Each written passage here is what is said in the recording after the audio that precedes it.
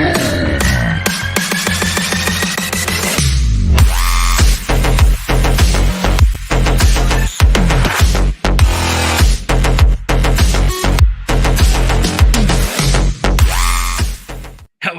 and good evening, everyone. Welcome to this week's new episode of Primetime Gaming with Mr. BoomStick and friends. And you know what, folks?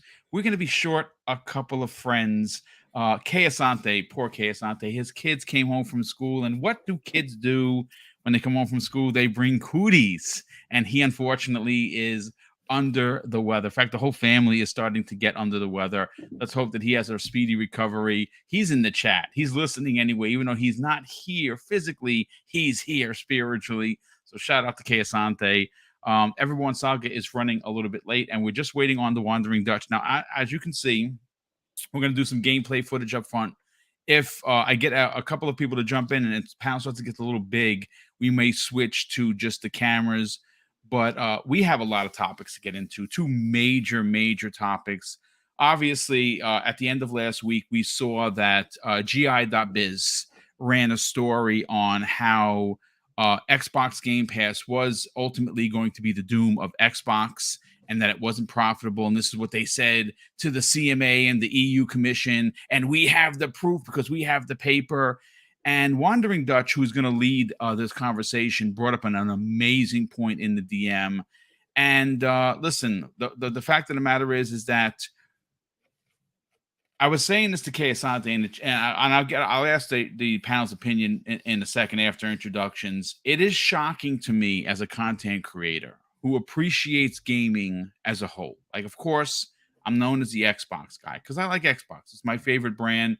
I support PlayStation. I support Nintendo. I love all of gaming. Gaming does so much for so many people, but it is shocking to me, Hargeet, that there is this mindset. Listen, social media, Hargeet, is going to be social media. And sometimes it's going to raise you up and surprise you in amazing ways.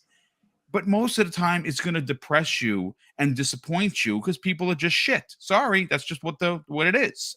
But this sentiment that has been going on for years and continues to go on even through today is the obsession with wanting Xbox to fail. It is unbelievable to me that at every turn, whether it's GI.Biz, whether it's Kotaku, whether it's IGN, whether it's GameSpot, whether it's GameRank, or whoever, add your disingenuous website. Whenever Microsoft does something spectacular for gaming, changes the way that we look at gaming, we get an article that says, oh, yeah, well, this might work, you know. But when there's a chance that something might hit some turbulence, we start to see the torches and the pitchforks come out. Hargeet, first of all, welcome back, my brother. We're going to get into it, but how you feeling? Good enough. I've been playing a lot of games. Good thing we have some. But games is one of those days. games Hogwarts, sir? I have been playing a little bit of that. I've been staying away because I want to get into it a lot, and I wanted to finish all the other games. And now I got a nice little surprise that Octopath Traveler is leaving Game Pass, and I'm like, I got to finish that game before it leaves. So, but I finished Hi-Fi Rush. I've been trying to finish Grounded, and now I'm going to try to get Octopath before I get into Hogwarts. This is a horrible year because there's too many games. That's really it. It really what is. a horrible problem to have, isn't it? Right? What an awful first world problem for all of us. We have too many games to play. Yeah, so many next games. week we get Atomic Heart, right? And we get Yakuza, and like it just keeps rolling. There's so many. Same games. day, actually. You get the new crazy. Yakuza, and they're both in Game Pass, from what I understand. No, right? Yakuza is not. I don't think It's not. Are you sure? No. Okay, Yeah, because Yakuza is marketed by Sony. I don't think it's in Game Pass. But okay. Then if it's marketed by Sony, then no dice. Yeah. Atomic Heart's coming to Game Pass, but man, oh man, there's just too many games now. Yeah. So I've been playing a lot of games. I've been like trying to every night. I've been trying to get more and more with Grounded, get that out of the way. That's a long game. If you want to do everything, it's a lot. You can play it for quite a few days. I'm still addicted. As a matter of fact, I was just telling Crispy Bomb, who's here, that I was almost late for the show because I was trying to find some more Mallow Sweet so I could do some of these Merlin trials so I can open up my, because there's a lot that this game doesn't tell you, folks, and I have to go to YouTube to find smarter, younger people who have it all figured out. And I was like, how do you expand your storage? Do I just have to buy like a pouch or something? No, you have to do the Merlin trials. And now I'm out of Mallow Sweet, and I'm like, I know they told me where to get it. Let me go to YouTube. To go to YouTube to figure out It's where. a great game, isn't it? Like Hogwarts, there's so much to it. There's just really so much to it. Every time you turn around, there's something new. It's like, this is great. It's like Elden Ring in a lot of ways, right? It is basically crack cocaine, ladies and gentlemen, because I can't stop it. Crispy Bomb, first of all, brother, we were talking and I know you're going to be very passionate about what we're going to get into. What exactly was said from IGN, who picked up the story, which again, not surprising because IGN is just, well, they're IGN and they do have millions and millions of people that subscribe. So they're going to try and generate as much clicks, even if that is run stories that are not well written or researched and basically, proper opinions are being doled out. So, I mean, that's just what the nature of the beast is. But Crispy, how you feeling, brother? Welcome back. I mean, can I feel any better than being the Super Bowl champion? I mean, come on. Very hard to match that, sir. Congratulations once again. And I actually I look at the Chiefs this past year and I say, Xbox, you kind of remind me of how my Chiefs felt. You could doubt us, but you have to deal with us. And I think that's a problem for some of these companies that just say, hey, Sony, pay us. Sony, you're the leader. We will follow you until you're not anymore. And you're going to see that at some point because Game Pass is good, people. Okay.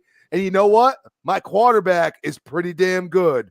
Do not doubt us. You must deal with us. No, we would definitely not doubt you for sure. Mahomes is legit a champ. I mean, the kid is young and he's been to the Super Bowl 3 times. He's won twice. You cannot argue that is talent. But Mag, listen, brother, yes. you're the master of games. You're the master of platinums. You just said something that was a bit daunting in the green room. You were like, you know what? I'm going to do this, that, and the third, and get the platinum. I can't believe what I just heard. But listen, welcome. Well, you know what? I'm excited to be here tonight. We got a lot of good things to talk about. And yes, in regards to that, I was going to say quickly, I'm playing Hogwarts Legacy on the Xbox Series X right now, and I'm going to get the 1,000 out of 1,000 as I always do. And I'm going to go back on the PlayStation 5 and I'm going to get the platinum on it too. I'm going to do it twice. I've said it, so I'm going to do it. And you know what? Don't doubt me, because if you push me, I'm going to complete it again just to be a pain in the neck. But anyways, enough nonsense. We got things to talk about tonight. We got some exciting topics. We got great people in the chat already. Things are already moving along. Let's break some more records, guys, tonight. Hit that like button. Let's get into the show. Yeah, and thanks so much for that. Yeah, we're gonna get into it. Look, obviously, one of the big talking pieces that continues to dominate the news cycle, folks.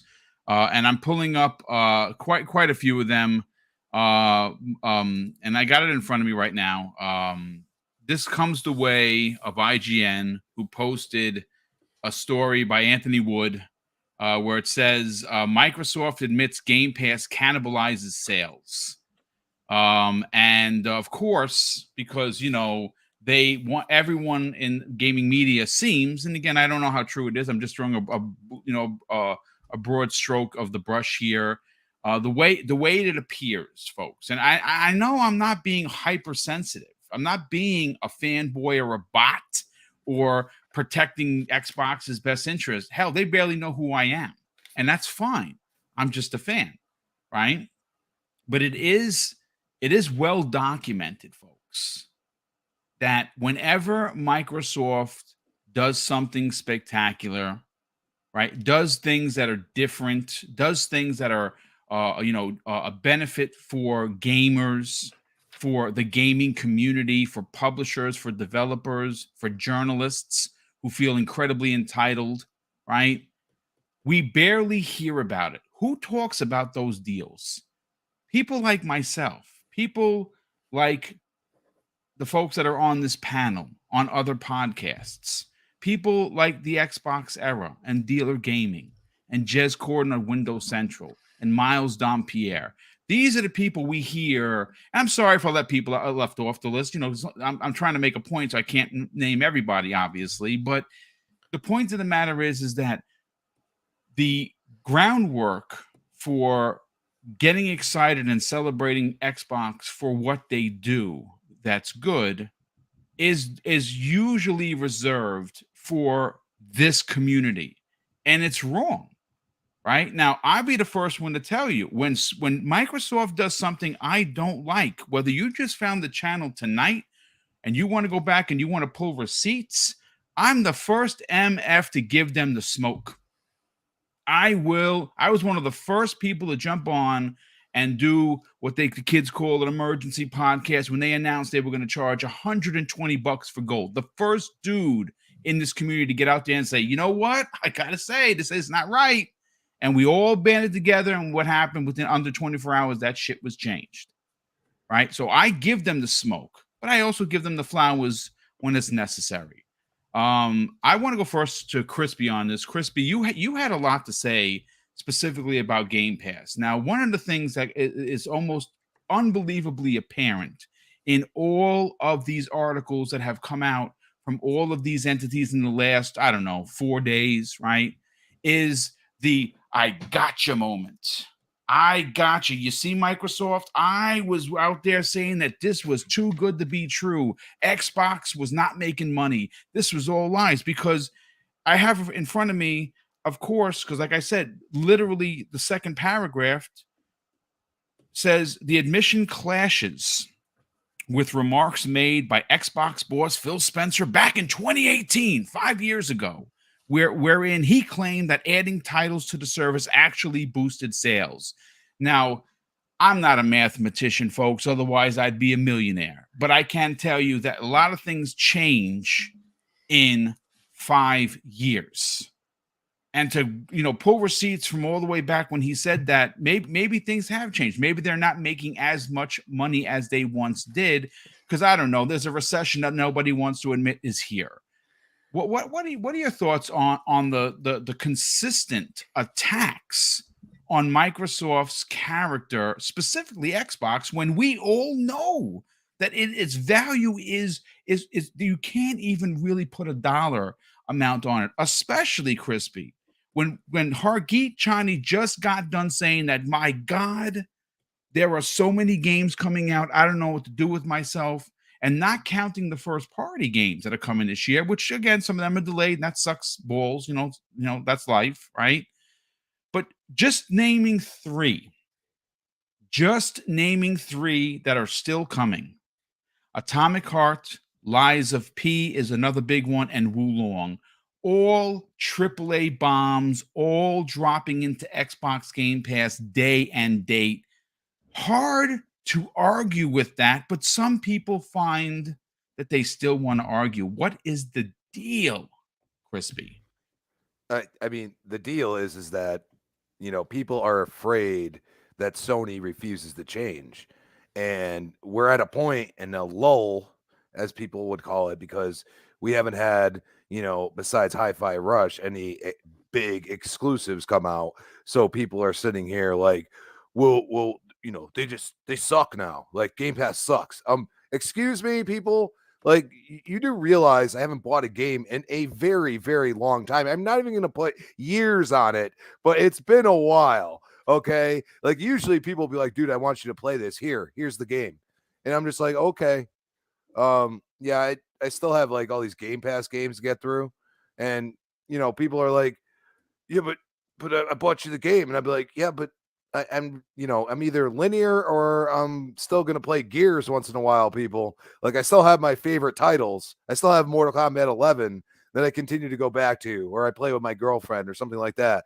Like, there's always these other games, and, they just keep adding more. It's like Blockbuster, but I don't have to pay for a rental fee, people. That's the way I look at it. And, I feel like we're at a point in time where people are looking at, Game Pass and saying, you're the Netflix of now. Because if you remember, when Netflix first came out, it got a whole lot of hate. If you didn't remember that, that's fine. Maybe you weren't born yet. You don't understand. Remember, Netflix almost got sold to Blockbuster? Everybody remember that? Yeah, it didn't do well at first, but they stuck to their guns. and they gave you something that you never had before. And regardless of the hate they got at times, they continued to produce new content, things that are going to happen very soon for Xbox. And you just can't hate it.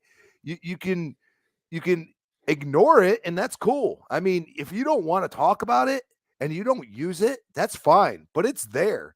I am not paying $70 for any Xbox exclusive. Starfield, I get it in Game Pass. Maybe I want a special skin or DLC. That's the route they're going, which, I mean, can you hate it? I don't. I think it's logical. You have free-to-plays that constantly throw this stuff in your face.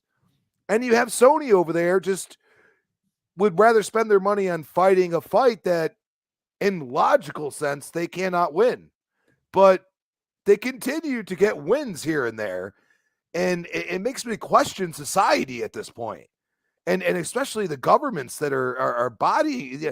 I feel like us gamers could have a lawsuit against some of these governing bodies at this point with what they're just projecting of just, like competition and everything else. It doesn't matter when it comes to Sony PlayStation. Sony PlayStation is allowed to do whatever they want. They're allowed to charge you more money. They're allowed to have bad customer service policies. They're allowed to do this, allowed to do that. And you know what? The equivalent for, anybody that might not be a gamer would be Apple at times, because they have turned their tone slowly but surely. But Apple was that every Apple phone I've had, the charger port breaks. Now, luckily, this one has wireless charging. But guess what? I can't charge my phone with a charger port. And you know what they want you to do?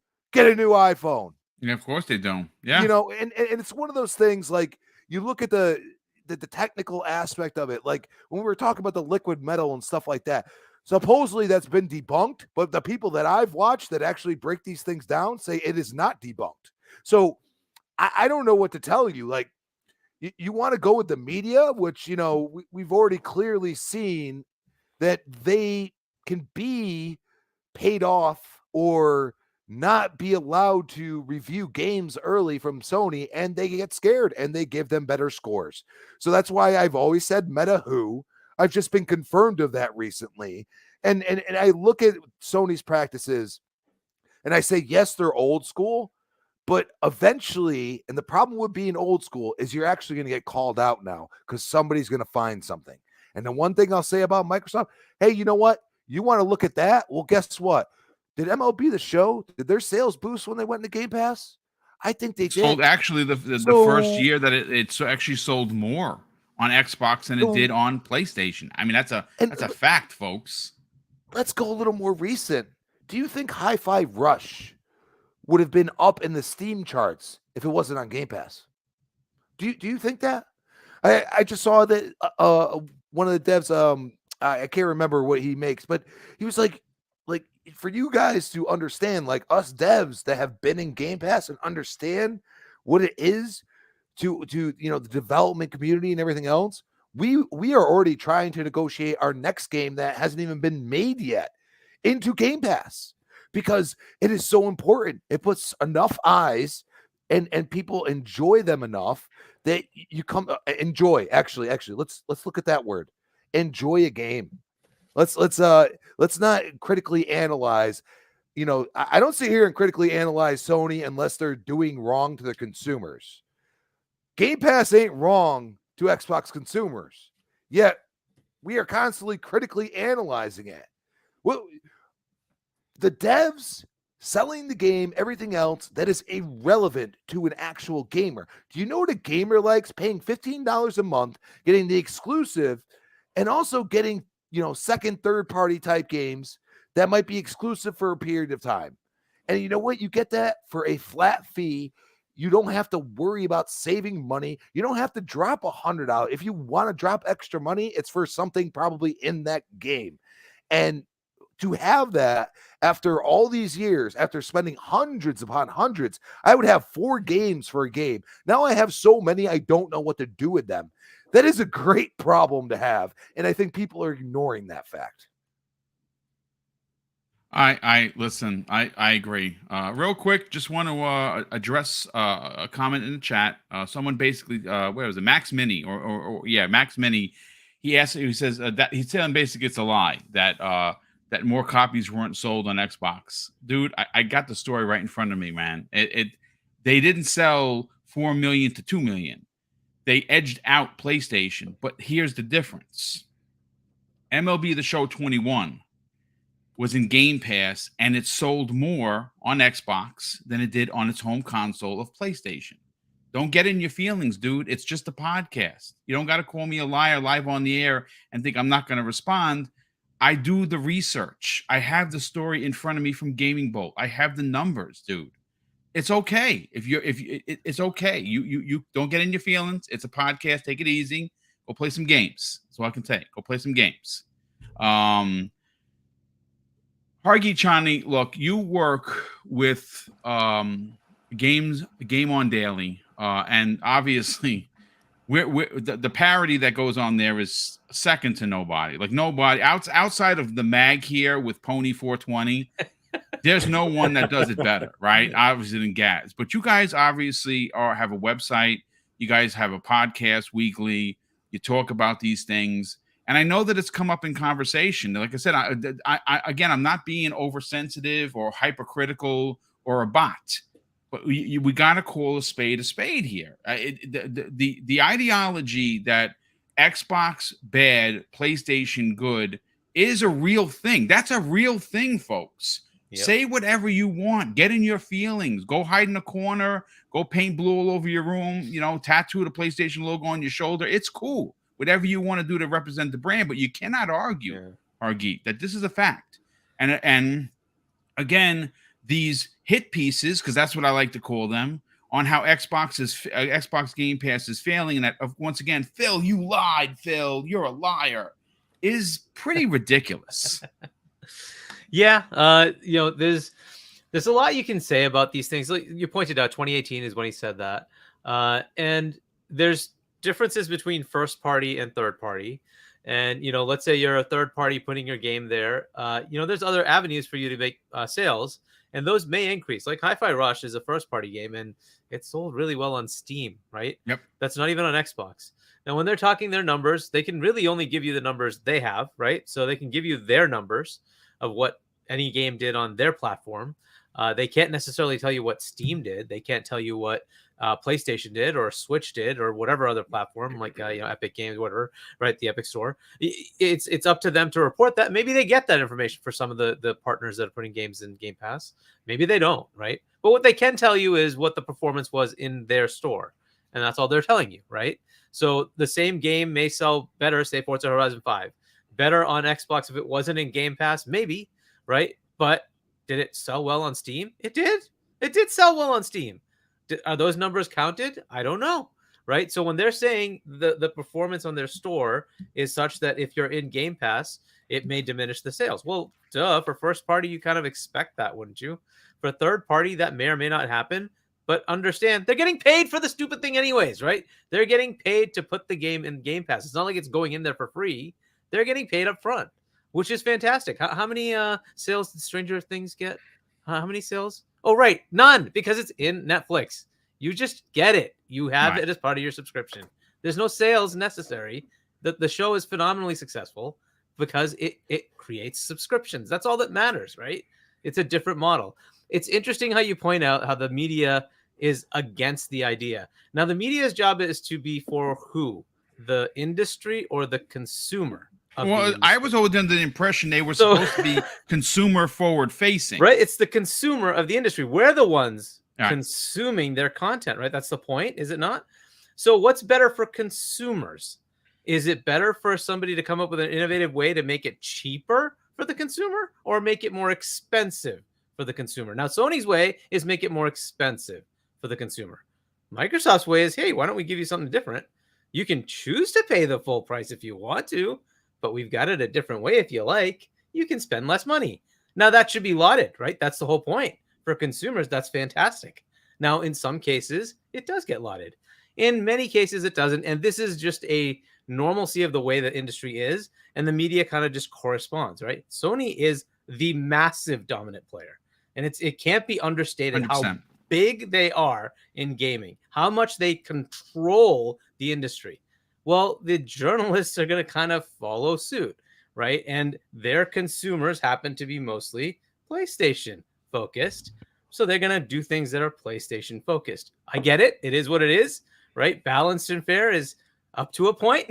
You still have to make money. And so they just do the things they do. So I can see why they pile on Xbox, but secretly I'm sure they're like, I hope this keeps going because I like my Xbox Game Pass subscription. It saves me a lot of money. But it is what it is, right? I think it should be looked at in the other realm and saying, okay, it may cannibalize. However, it also they get paid up front, right? So the sales don't matter anymore because you're getting engagement. You're getting your money based on the engagement. That should be good enough, right? And if there were piles of developers and publishers coming out and saying, damn, this was a terrible idea putting it in Game Pass, okay, that would be a different story. That hasn't happened, right? We might have had I think you got controversies. I think you might have gotten one or two. Yeah. Like since its inception, but for the most part, you talk to anyone. Listen, I know several developers. I'm not going to shout them out and put them on blast, but I've spoken to several developers I consider to be very good friends. I even have some of their cell phone numbers, guys. Yep. And they have told me straight up that the advantage of Game Pass is instant millions of eyes on a game. And do you know how expensive, Hargeet, it is to advertise your game or jockey elbowing everyone else when there's so many games coming out? Well, we know on PlayStation you got to pay, was it $10,000, $20,000 to do that? It's quite a bit of money. Yeah. So now for all the PlayStation fans out there, you can congratulate Xbox for getting you Horizon Forbidden West 1 year later into PS Plus Extra. You're going to get been announced for February. It's big. It's huge. PS Plus Extra. You're getting a PlayStation banger in your subscription. You think that was going to happen otherwise? It's happening because they have to compete. I knew I shouldn't have bought it. I waited until. I hope you bought it yesterday, Everborn. I hope you bought it yesterday. Right? I bought it like 3 weeks ago. Perfect. Haven't paid it yet. Oh my! And of course, it goes into a service. Right? It's the Everborn curse. It's not a curse. It's a blessing for the rest of us. Yes. So just let us know what you're buying next, so we know not to buy it. Because I already told him that. I said every game you buy, please tell us in advance. This is the thing. Literally, right? Over the weekend, I bought Callisto Protocol and Dead Space because I wanted to play them back to back. Okay. So, they're both great games. Callisto Protocol. Yeah, well, you can expect it in some sort of service sooner or later. Well, it'll be in Game Pass next week. Yes. Point, right? So, but Callisto, we don't know.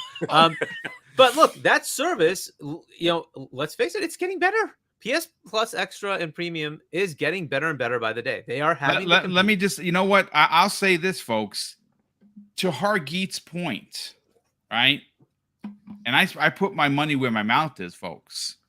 I just paid $120 for my year subscription on January 26th for PlayStation Plus Premium. I'm not a hater. I'm a congratulator, right? And you know what I'm waiting for, which I want to buy because I love the show, and my wife and I are infatuated with it.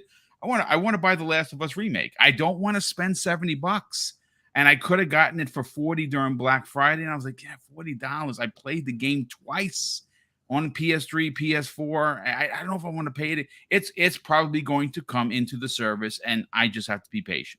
I'm surprised they haven't launched it already because of the HBO show. I figured that was a no-brainer for me, but their sales for that game, if you didn't know, were up 238%. Yeah, there you go. But if you sold that's why it's not going in the subscription. And then you sold 3. It's still up 200 and something %. I mean, fair. That's like when Xbox is like they doubled their sales in Japan. I'm like, yeah, they went from like 26 to 43. So yeah, it's like I know it's a big buzz. It's a big buzz for the news, but I get it. Yeah, you're right, Everborn. But yeah, so I mean, that service is getting better because they have to compete. That's good, right? And ultimately, they're going to they've had to bring their games to PC, right? They're going to keep competing and pushing, right? So if somebody's chomping at the bit to try to get some of their market share, they have to come back with something good for the consumer. This is a good thing for everybody, right? So I don't understand why that's a bad thing. But okay, look, clickbaity stuff is kind of normal these days. So you have to kind of expect it. Unfortunately, you know, the verbiage is there, and you can, you know, rearrange words in a way that it makes it sound bad, right? But ultimately, I don't think it is. As far as making money, they're making plenty of money. They were making what, $3 billion. It's like, I don't understand, how much more do you want them to make, right? Like, they're making money. They're telling you it's profitable. They can pay their development studios and still have enough to go get all these games and put them in Game Pass. It's working.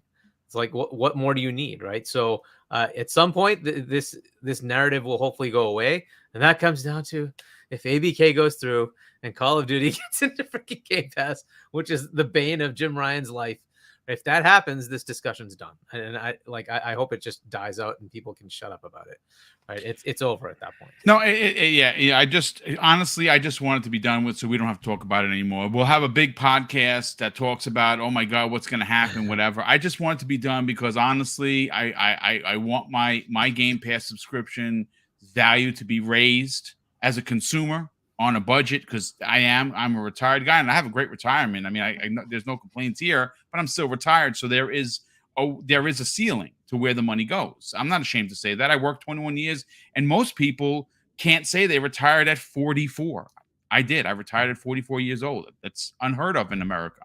And I got 3 years to go. I'm trying to match you, Boom. Listen, and good for you. Good on you if you get there. It's hard to do, folks. But I want to bring in Mag. Now, Mag, obviously, Microsoft had to respond. And it's what they said here. See, this is what frustrates me as a content creator. Because as a gamer, honestly, do we care, right? The answer is no. Yeah, right? We don't. Yeah. We don't. Because obviously, we're paying a fee for a service, and we want fresh, hot, new games. Microsoft is delivering. But it's what they said specifically that should be celebrated by the industry, and it's not. This is what Microsoft had to say in response to the claims that money is being lost, and it's, you know, and they're not doing as good as they used to, and then Phil Spencer's a liar and all those other shenanigans. They said this, folks. Xbox Game Pass offers gamers and game creators more choice and opportunity in how they discover, experience, and deliver games. For gamers, that means providing another option for them to discover games and play with friends at a great value. For developers, that means creating another option on how they monetize their games. We're focused on helping game creators of all sizes maximize the total financial value they receive through Game Pass. Each game is unique, so we work closely with creators to build a custom program to reflect what they need, ensure they are compensated financially for their participation in the service, and allow room for creativity and innovation. As a result, the number of developers interested in working with Xbox Game Pass continues to grow. Now, you see, it's that 2 paragraphs that gets left out of the conversation. Of course, yeah. Is Nintendo doing this for their developers and publishers? The answer is no. Nope. Is Sony? Good luck with that, Charlie Brown. Yeah. So this is what I'm talking about. Instead of celebrating that Microsoft has created this avenue in gaming where 15, 20 games, sometimes double that, are releasing in a month. If you are a creator, where do you find, especially if you're a small creator, where do you find the development dollars without putting your house up for sale, or, you know, or mortgaging off your house because you want to put this love letter of a project that you've been working on for the last 5 years into the ether and hope that it hits? Microsoft is doing that with Xbox Game Pass. Like I said, maybe you don't believe in the service, and I'm not going to argue. If you do, you don't. But if you are dropping your game, your love letter that you've worked on for years, into a service, instantaneously, it has 30 million eyeballs. Now, is everyone going to download it? No. Is everyone going to play it? No. But look, a perfect example of seeing how big of a deal this is for smaller publishers and developers. Remember that game, Mag, a couple of years ago? I think it was the Rainbow game. Yes, the one with the guitar. Yes. Yeah. The developers were writing on Twitter, crying, videos of them crying because they had 100,000 downloads in the first day that it launched into Game Pass. Think about that for a second. If that emotion doesn't move you, then you are a fucking robot. Sorry. Yeah. What was that, Hargeet? Was that the Artful Escape? Is that what we're talking That's about? No. It was actually called the Rainbow Game. No, it was called the Rainbow Game. Okay. Yeah. Sorry, that one. Never mind. Yeah. So I was thinking of the Artful Escape is bananas good. If you didn't play that, that was a great game. Oh my god, so freaking good. But I'm just saying, it's those kind of stories, folks, that should be raised up, right? It should be brought out for everyone, but you don't hear anyone talking about that, and that's the problem. Mag, you've heard what Hargeet and Crispy had to say, but I'm interested to get your opinion on this, brother. Let's talk. Okay, look, first and foremost, the one thing, before I even get into any of that stuff, obviously there's the controversy of, Game Pass cannibalizing games. Yes, there always is going to be an instance of that happening, because why would you buy something when you, just like Hargeet said, why would you buy it when you could just watch it, right? Or play it, right? Like, for example, like anything on Netflix, Amazon Prime, Disney Plus, blah, blah, blah, blah. I can name 8 different, subscription services. And guess what? Who's buying them? Why would you buy it if it's sitting right there? Why pay for the cow when you're getting the milk? All right, for free. I mean, you're not getting it for free, but you know what I'm saying? Like, basically, it's practically free when I'm paying like $15. All right, and then you're going to constantly get new content in there. Same thing with Game Pass. It makes no difference unless it's something I want to collect, right? When I'm done with a game, okay, let me put it this way. In a digital aspect, which all my games are digital. I don't buy physical. All right. When I'm done, and I mean done, if I get my 1,000 out of 1,000, or if I get my platinum, or I get whatever, guess where it goes, folks? I undownload. My God, listen to my brain tonight, guys. I take it off the hard drive because I need room for other games or whatever I'm going to play. I'm not going to play it again if I've done literally everything the game has to offer and I'm done with it. I take it out, right? I'm not putting it on a shelf. I'm not doing anything. The point is that I'm utilizing the product, moving on to the next product. Okay? Same thing with Game Pass. If I'm going to go into Game Pass and I'm going to play a game or whatever, I don't need to purchase that game. If you got it on Steam and you don't have Game Pass on PC, fine, all the power to you. Or on PlayStation. You want to buy it? Go ahead. You're on Nintendo? Go ahead. But if it's there in the Xbox Game Pass, what is everybody's fixation? This is another thing I want to talk about. What is everybody's fixation on sales of games that have gone into Game Pass? What do you care? Does anybody sit there and have podcasts about how much money I make? Like, what the hell is this? What do you care what they're doing? Clearly, whatever they're doing is working for them. Okay, because they're making money. Otherwise, they would be shut down. And let me tell you something. I understand that Xbox is becoming a global brand. I know that sounds funny to say, but it's not completely global brand. It's not Sony level, right? Or Nintendo level, but it's still there.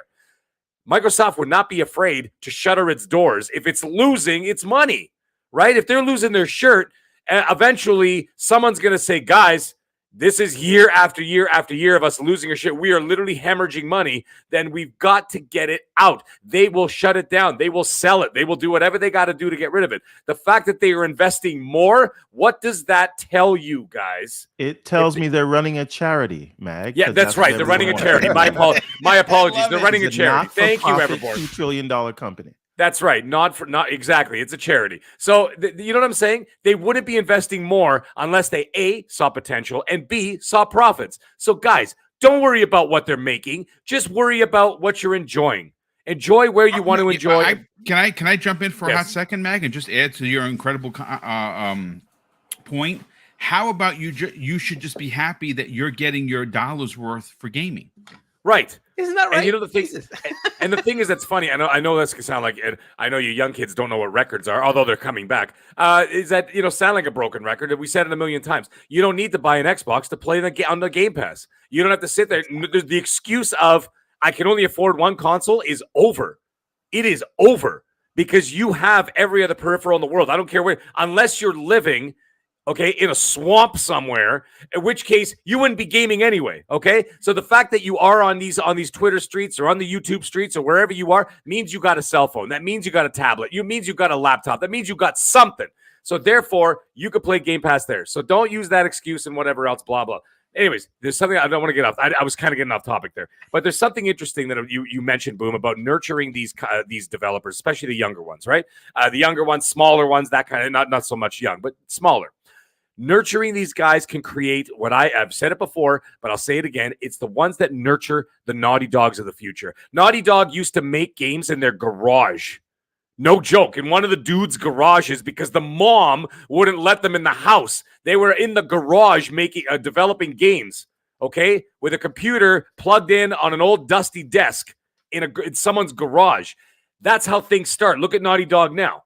They got the #1 show on the planet, okay? And then, of course, their games do what their games do. Amazing, right? And it may not be everybody's cup of tea, but you can't deny their greatness.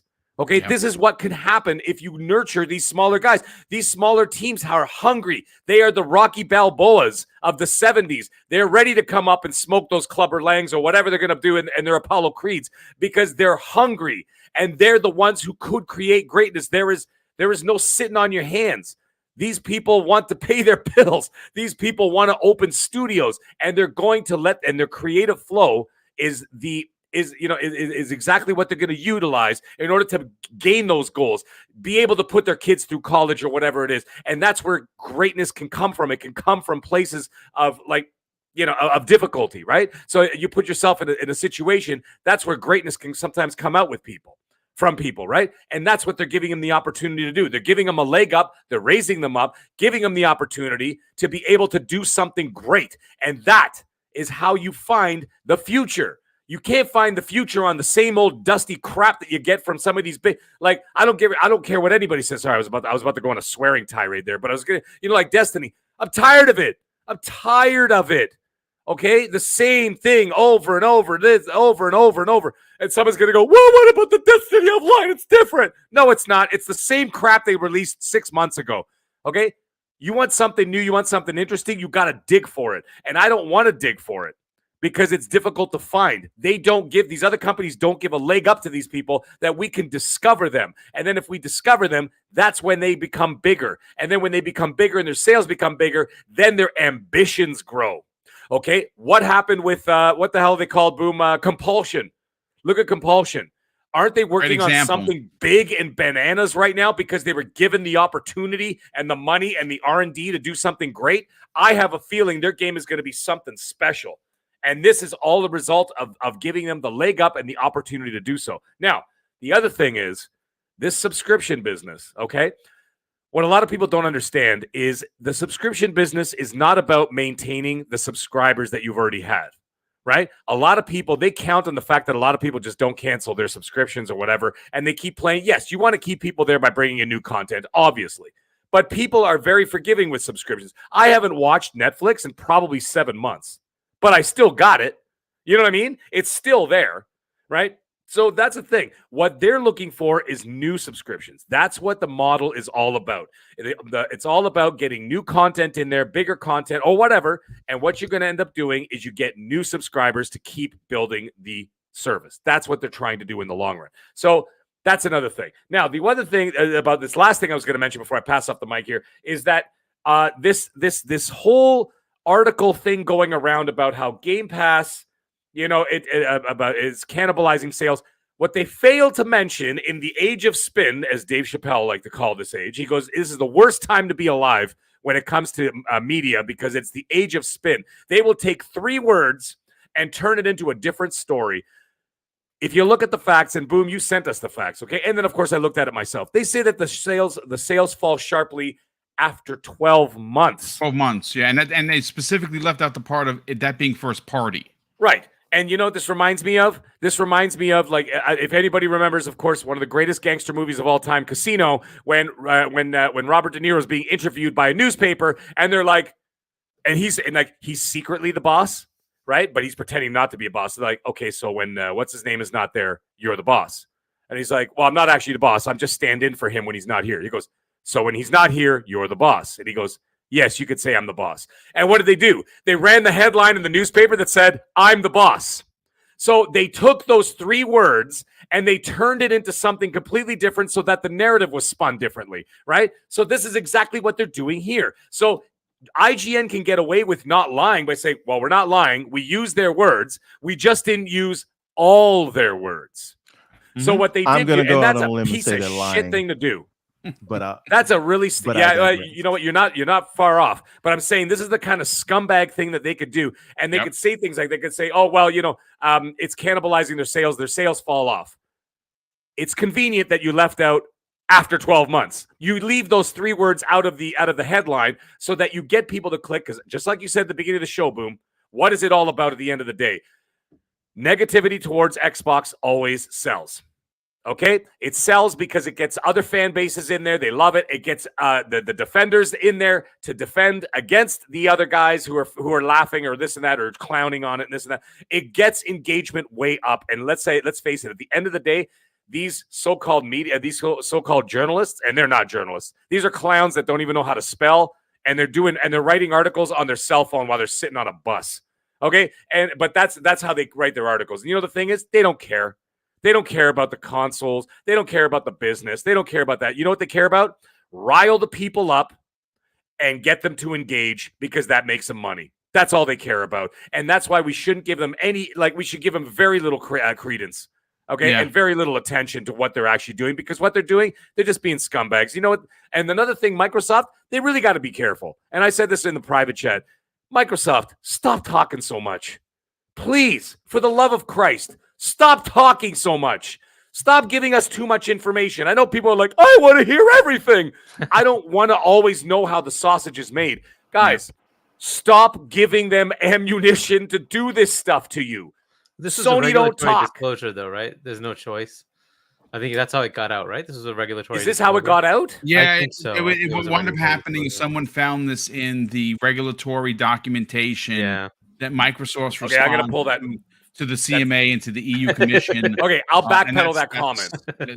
Yeah, no, I mean, but they're still guilty of that. They still talk way too much and too much, too much transparency. I will give them that, but I will backpedal that comment because I thought they just said it for the sake of it. But still, the point is, they don't engage. Then, if people are bringing it up and talking about it, the less you speak about it, the less it's good. If you don't give it attention, remember The Simpsons? Just don't look. Just don't look. Okay? Don't look. Remember that when the big statues came alive? Yeah. Don't look. Okay? Yeah. Don't talk about it. Don't engage because all you're doing is instigating these people to be able to write even more articles. They might run an article or two, and then if it doesn't gain any traction, they're going to move on to the next the next controversy or whatever, right? To get people to click on links and whatever. So that's the thing at the end of the day. So, it's just I don't like how they do that. I don't like how we have to talk about this. I don't like that this is something that we have to do. I swear to God, I feel like we do it weekly, where we've got to sit there and we got to be like, guys, this is not what they said. This is not what happened. This is not whatever. And it's always something, and it's always some media outlet that does it. And I'm getting tired of it. But I mean, hey, it's the game. We got to play it, right? So it's just the way it is. But anyways, I'm going to move on the mic from there, but that's pretty much all I got to say about it. No, I mean, good stuff as always. Look, I'm going to be honest with you folks. If it was up to me, I'd be talking about Hogwarts again because, God, that game is so good. Oh, yep. Shout out to Wired, 1 out of 10. I love you, sweetheart. There you go. By the way, speaking of which, you guys want a fun fact? Because I deal with some of the nerdrotic people. They dug in, and you know what she's known for reviewing? Yeah, coffee pots and sex toys. Dildos. Yes. Yeah. Which is what she is. So, anyways, just moving on. I mean, listen, review whatever you want to review, folks. Listen, if it makes you money and you're happy on reviewing that kind of stuff, I'm not going to argue with you. Yeah. I'm just going to argue that for me, folks, this is just for me. Okay, I'm not speaking for anyone else on the panel or anybody in the community. My integrity is the highest thing that I hold most dear to me. I'm not talking about my family. I'm not talking about my career. I'm talking about, for me, the way I was raised. Honor and integrity, folks, is at the highest level. And I maintain that because that is how I was raised. And that is how I will go until I'm no longer on this earth. And when you see stuff like that, the integrity goes out, everything falls apart. That, again, I'm speaking for myself. I'm not speaking for anyone else. I hold myself to a very high candle, but that's a personal thing.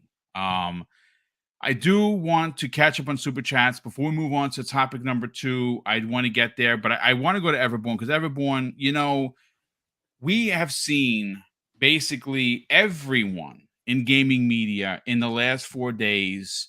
If you're old like me, you know what I'm talking about. Bugs Bunny, don't pile on the rabbit. If you remember that, it's an old episode. You probably don't even know what I'm talking about. That's what they did here, folks. They piled on the rabbit being Xbox.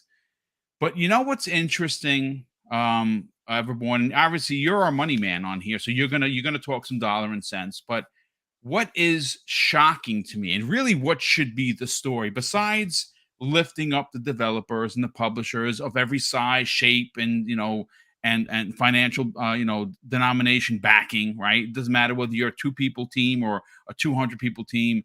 You can find success in Game Pass, and Microsoft does their due diligence to raise them up and make them a part of the service and drops a bag of money off at their house and everyone's happy, right? But you know what people aren't talking about, Hargeet, Mag, and Crispy Bomb, and of course, Everborn Saga, is the fact that MLB The Show, which is a Sony first-party game, is dropping into Game Pass day and date, and Sony is charging all of its players $76.43 for that game, because guess where? Jesus. It's not. It's not in your service.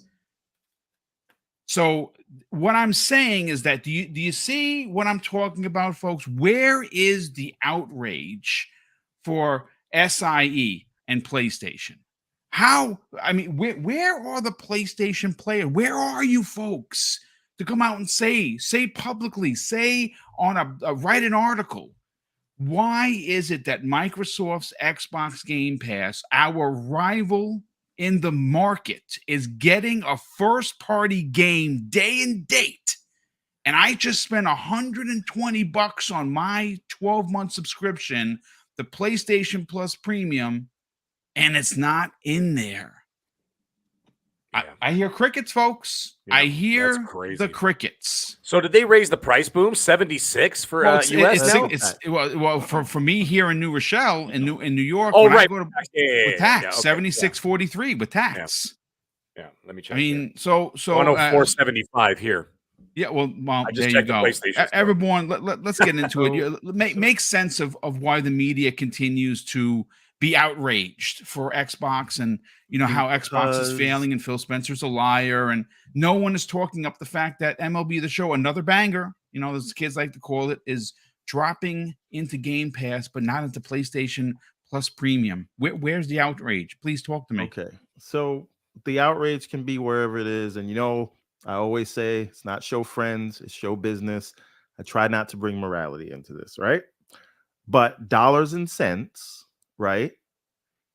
You've all been lied to, hoodwinked, even bamboozled, led astray, run amok, right? So this quote that is going around about Game Pass cannibalizing buy-to-play sales, right?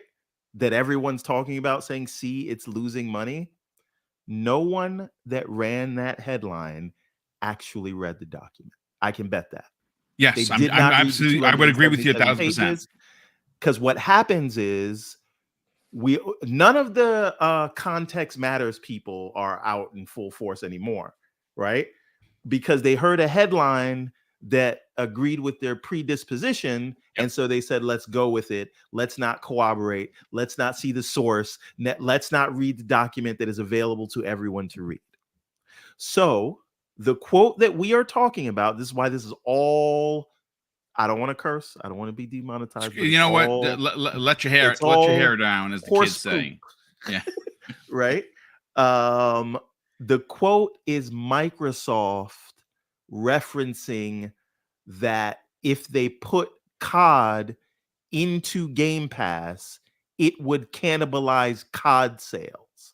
And I can read that to you from the actual text, which it doesn't seem as though anyone at all has done. So on the other hand, COD's addition on Game Pass may cannibalize some buy-to-play sales of COD. In its valuation model, Microsoft estimates this calculation to be redacted percent.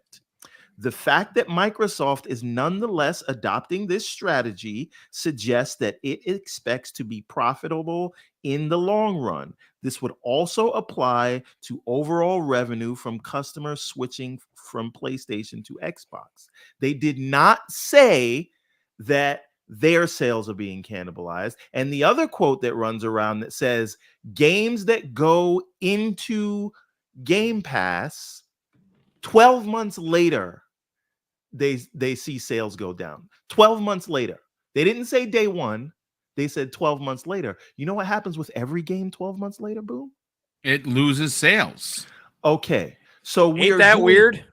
So we're Oh, doing man. all of this. We're having all of this conversation because the games media is an extension of marketing arms for these games companies.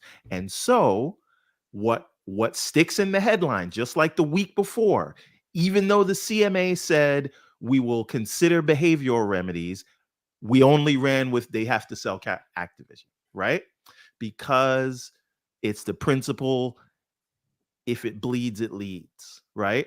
People will talk about it if you say it this way.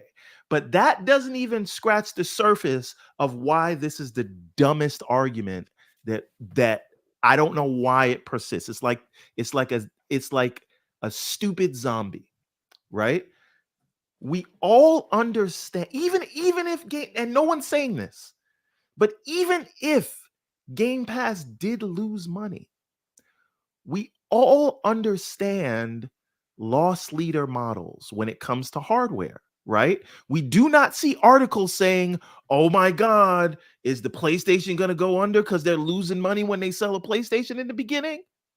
No one says that. So if you go into the service and now you're spending money on microtransactions, or the service was so popular it brought you to the platform and now you're buying games there, guess what? You make it up overall. And that's what this is all about.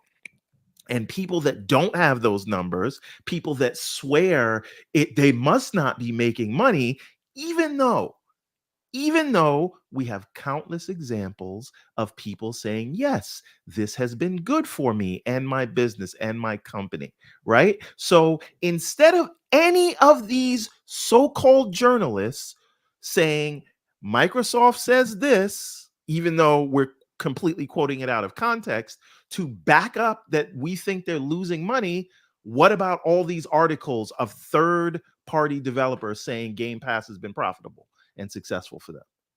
Not one of those is quoted because it's easier to do this. And one person ran with it, right? So I don't have to go and do my due diligence. I can just say, hey, IGN said it. I don't have to check. And this is where we are. So this whole conversation about what is making money and what is not is all because PlayStation is leading that conversation. And PlayStation doesn't do day and date, so we need to find a way, whether it's the games media or the fanboys or whoever else. Now we have to be focused on specifically whether one service is profitable or not. Forget about the fact that it brings more people in. Forget about the fact that Xbox was going to die, and then this is the thing that brought people back to the platform so that it can even be in the conversation again. Forget about all that.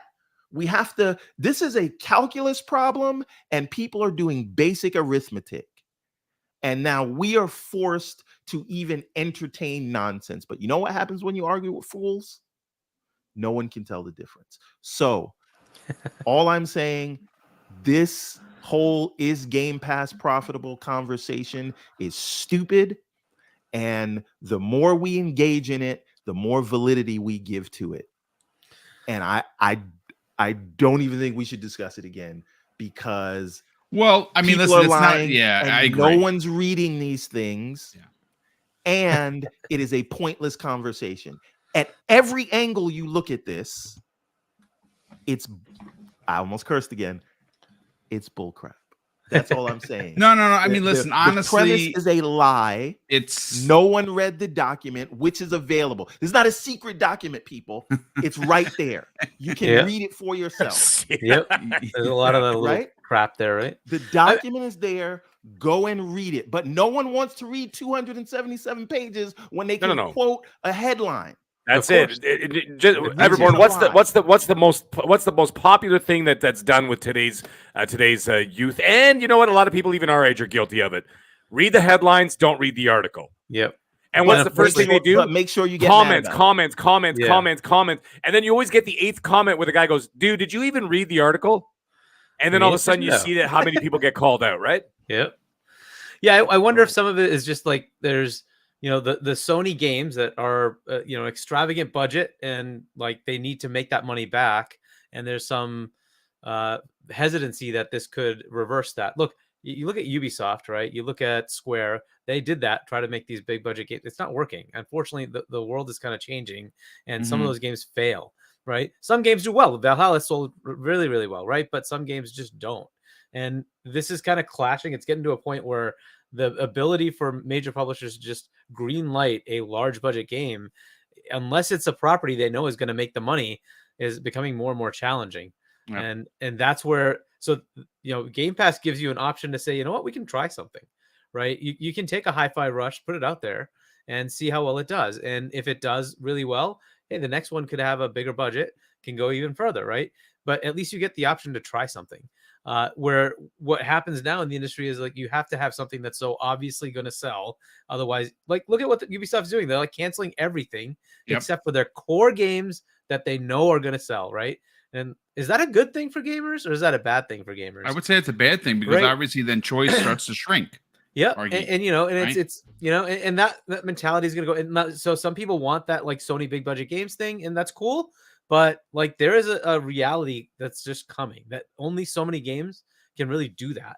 And you have to kind of shrink the budgets, allow for creativity, and allow people to make some AA games or single A games, just like something that they can just put out there that isn't going to cost $200 million or $100 million to make, right? So we'll see how that goes. But I kind of like the Game Pass model where it's like you don't really have to worry about that. You're paid for. We've got the subscription, the sub numbers. The developers are paid for the first party studios. Go make a passion project. Go make a big project. It's cool, right? You can get a Grounded, and you can get a Starfield. You can get a Pentiment, and you can get an Avowed, right? So that's cool, right? Just do whatever you want, and you get choices. You get like some weird things that can come out. How many like indie type games is Sony making these days? None, dude. Nothing. The weird Sony that everyone really enjoyed back in like the PlayStation 2 the quirky and games 3. Are the ones I liked. Those are gone. Yeah. Like it's shocking to me how a Resistance Fall of Man was not remade. Like that's one of my all-time favorite PlayStation games. And mind you, it was a launch game on the PlayStation 3. I mean, wow! Talk about an incredible Insomniac game. There's a lot of stuff that they could be doing. Right. I mean, if Sony would have had some faith, this may be an unpopular opinion, but the Order 1886, go buy it, folks. You can pick it up for like $3. You can go into your couch and find the change for it. You play that game, and I am telling you, you're going to be like, okay, it did have its limitations. The combat wasn't great, but God damn it, that game still looks. It is probably one of the best looking PlayStation games you've never played. How about that?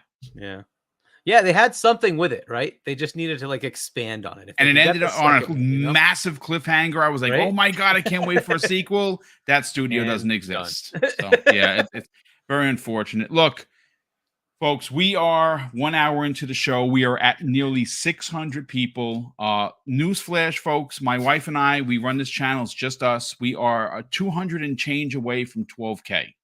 That's a big deal for us. We've only been doing YouTube for 5 years. This will be our 6th year doing it.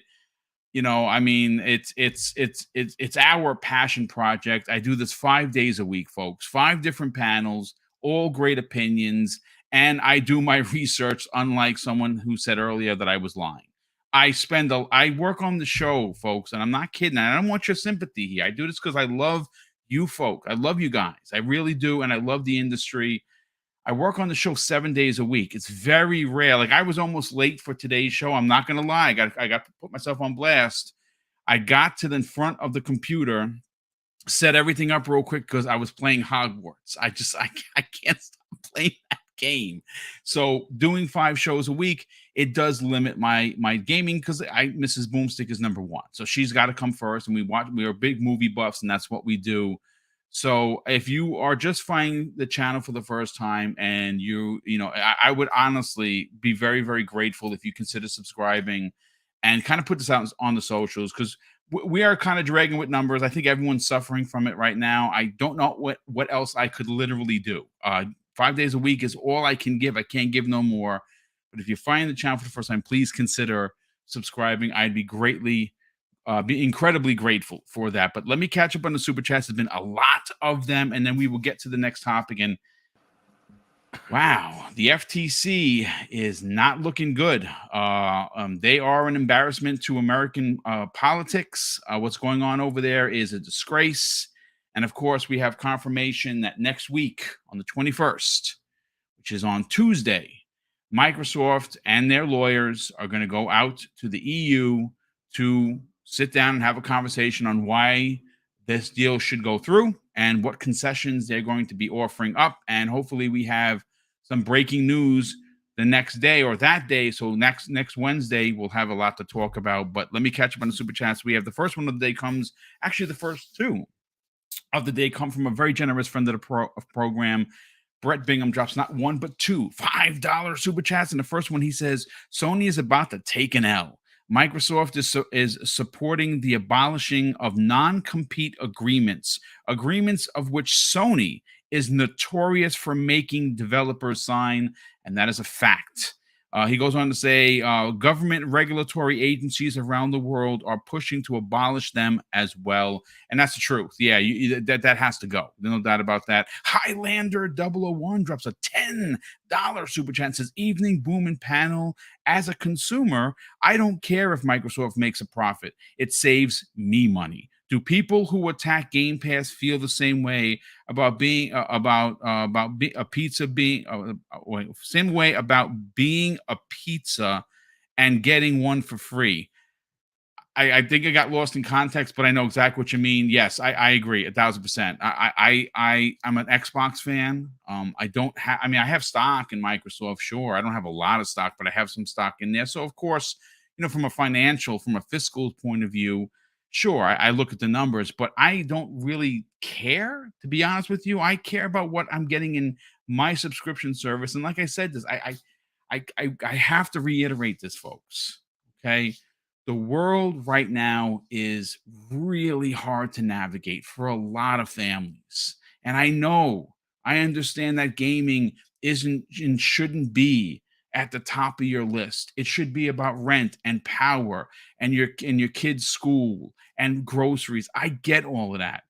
But the thing that Microsoft, specifically Xbox, does, and I hate to sound like a broken record, but they allow families of every station to be a part of the gaming conversation. And I don't think people get that. If you are well off, you have a good job, or you, like myself, have a very good retirement, then I do. I worked real hard for it.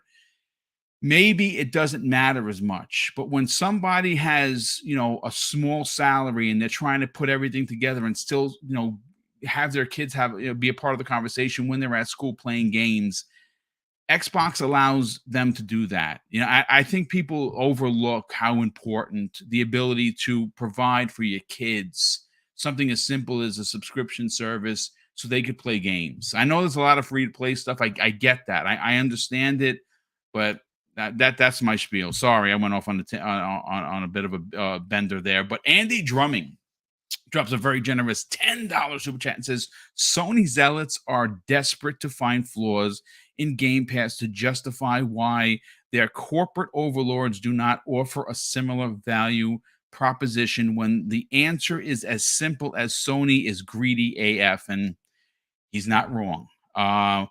Dreadful Sean drops a very generous $5 super chat and says Game Pass has roughly 25 million subs at roughly $10 a month. That alone is roughly $3 billion a year.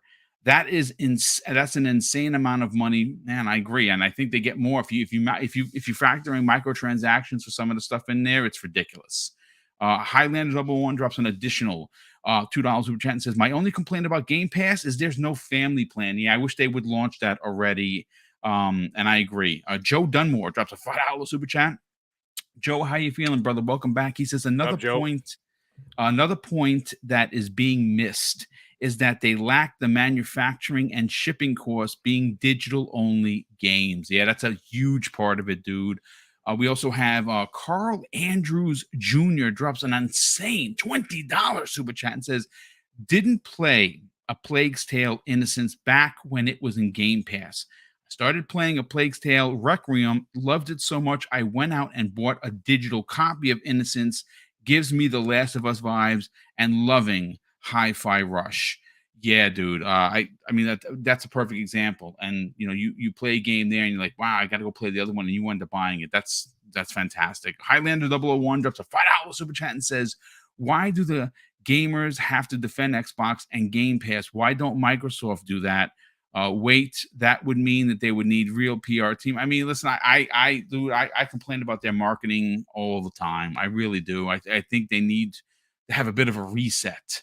They're not terrible. They are making some big changes, and I'm starting to notice the changes because I do this every day, but they need to be better there for sure. And Hargeet Chani not only dropped a $2 super chat, folks, he dropped a Hogwarts global code in the chat. I mean, wow. Very nice. That is very nice. That is pretty dope, Hargeet. Thank you so much for that. But let's get into topic number 2, folks. And that, of course, is what is happening at the FTC. I'm going to go first to Hargeet on this. Hargeet, look, the FTC saw the announcement that now, if you're curious, if you're about American government, I'm not a master. I've been taught by the great Hogue Law, which, by the way, was tweeting the other day. Hogue, we love you, brother. I mean, I don't know when him, right? Yeah, oh my God, I miss him. He actually answered someone with a one word whether or not the deal was going to go through, and he put in all caps yes. But the fact that's so Hogue, right? Like if you know Hogue Law, and I think I know him, that's so Hogue, right? So the fact that he's out there and he's tweeting, I DM'd him. Just I'm so happy. I'm so happy for him and his family. It warms my heart that he'll be back, hopefully sooner than later. But if you don't know American government, the FTC, the way it works is it's supposed to have 2 representatives from both Republicans and the Democrats. It's supposed to be 4 people, and they're supposed to have an agreement or a disagreement. And usually, when it's split, they don't block something because 2 on one side or 2 and 2, like a Democrat and a Republican will say nay, and the other 2 will say yay, and this goes through. Well, what wound up happening specifically for the Xbox deal is that they had 3 people on the panel, and they were dragging. The FTC was dragging their heels to get a 4th one. It should have been filled immediately because someone resigned from the Republican side because of Lina Khan's ideology they didn't believe in, right? Well, it turns out, folks, that the Republican that was left did and said the same exact thing. I'm going to see if I can find the quote. It's not good. The FTC is in shambles.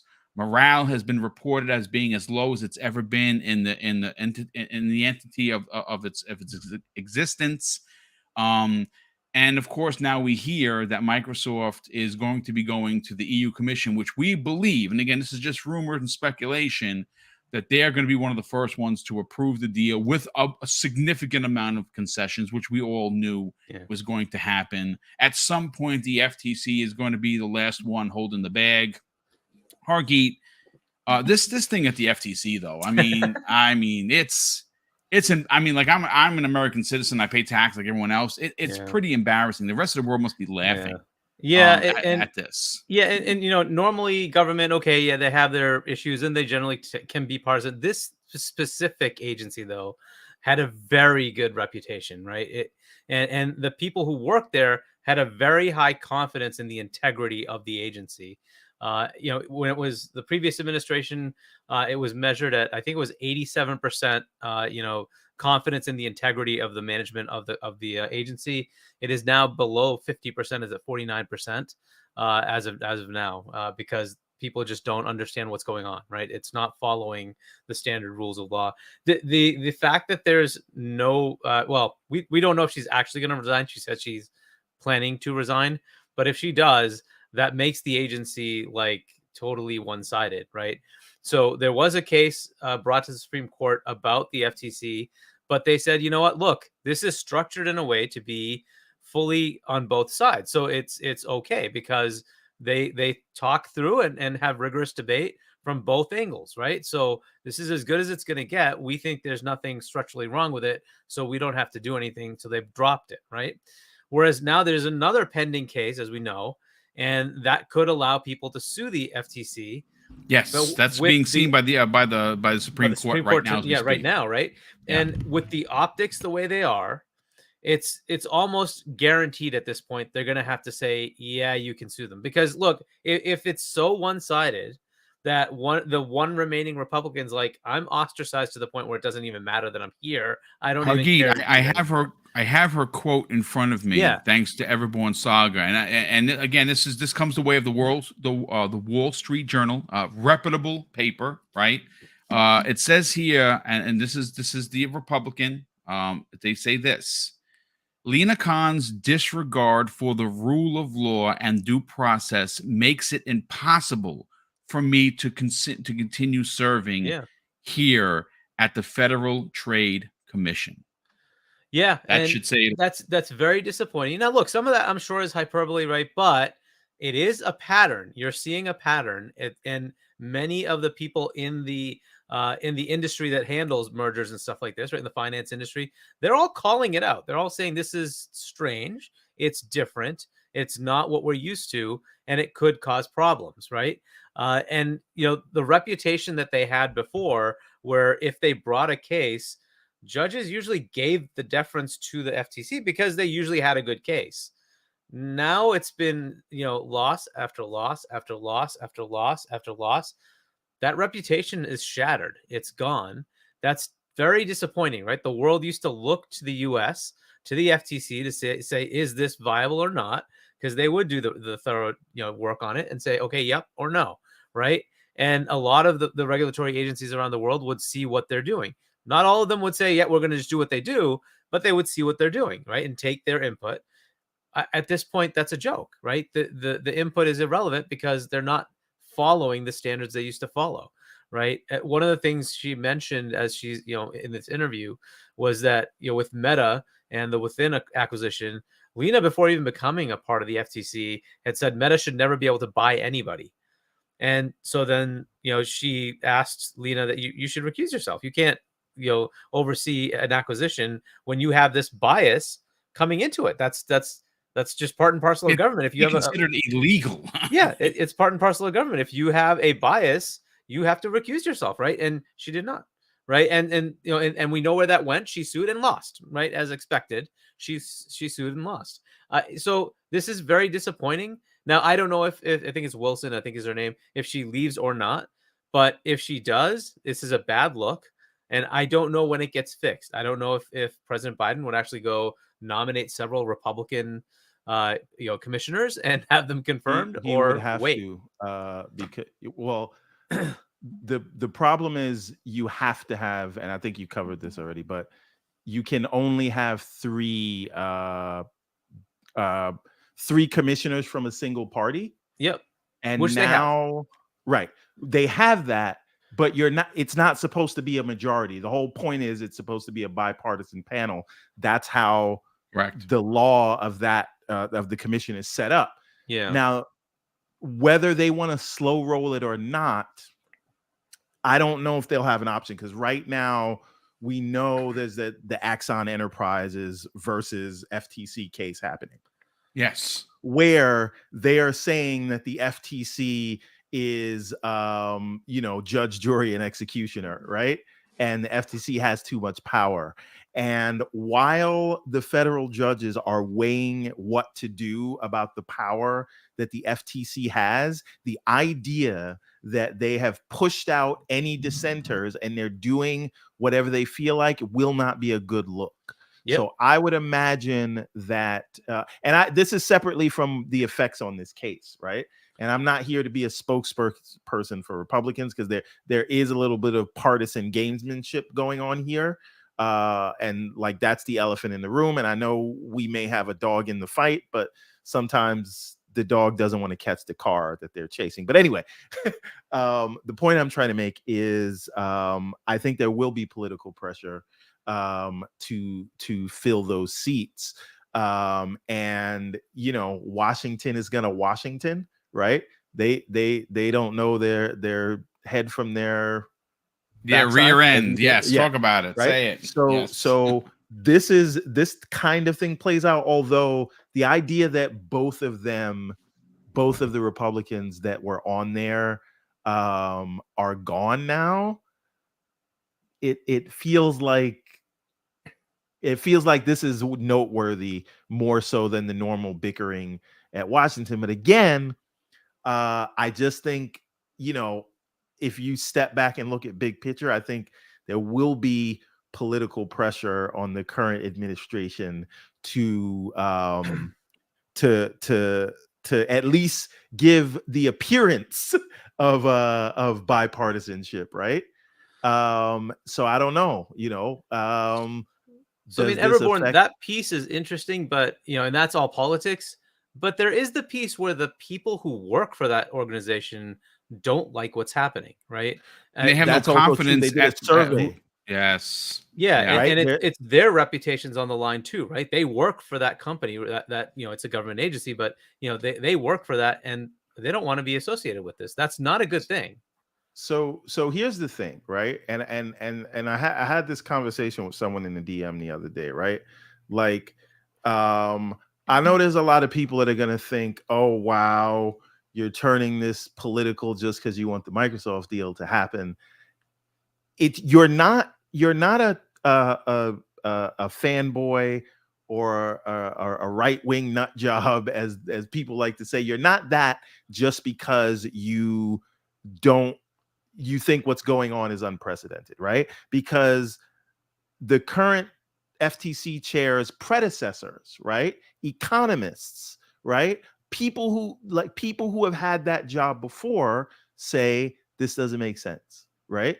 So are they crazy as well? Are they Xbox as well? Or is the former chair of the FTC also an Xbox, right? Are they corrupt? Are they inept? Is that what we're saying, right? So I don't know. I think we're in uncharted waters. Maybe we're not.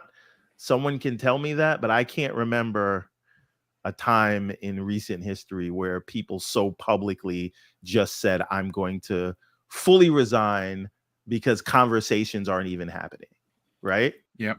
Like you're literally losing before you get into the room. That's not how the rule of law is supposed to work. Sorry. So this is whatever. I don't want to let like politics seep into the thing, but this is unfortunately a political event. It's become, right? Yeah. So but here for our purposes, what is the effect?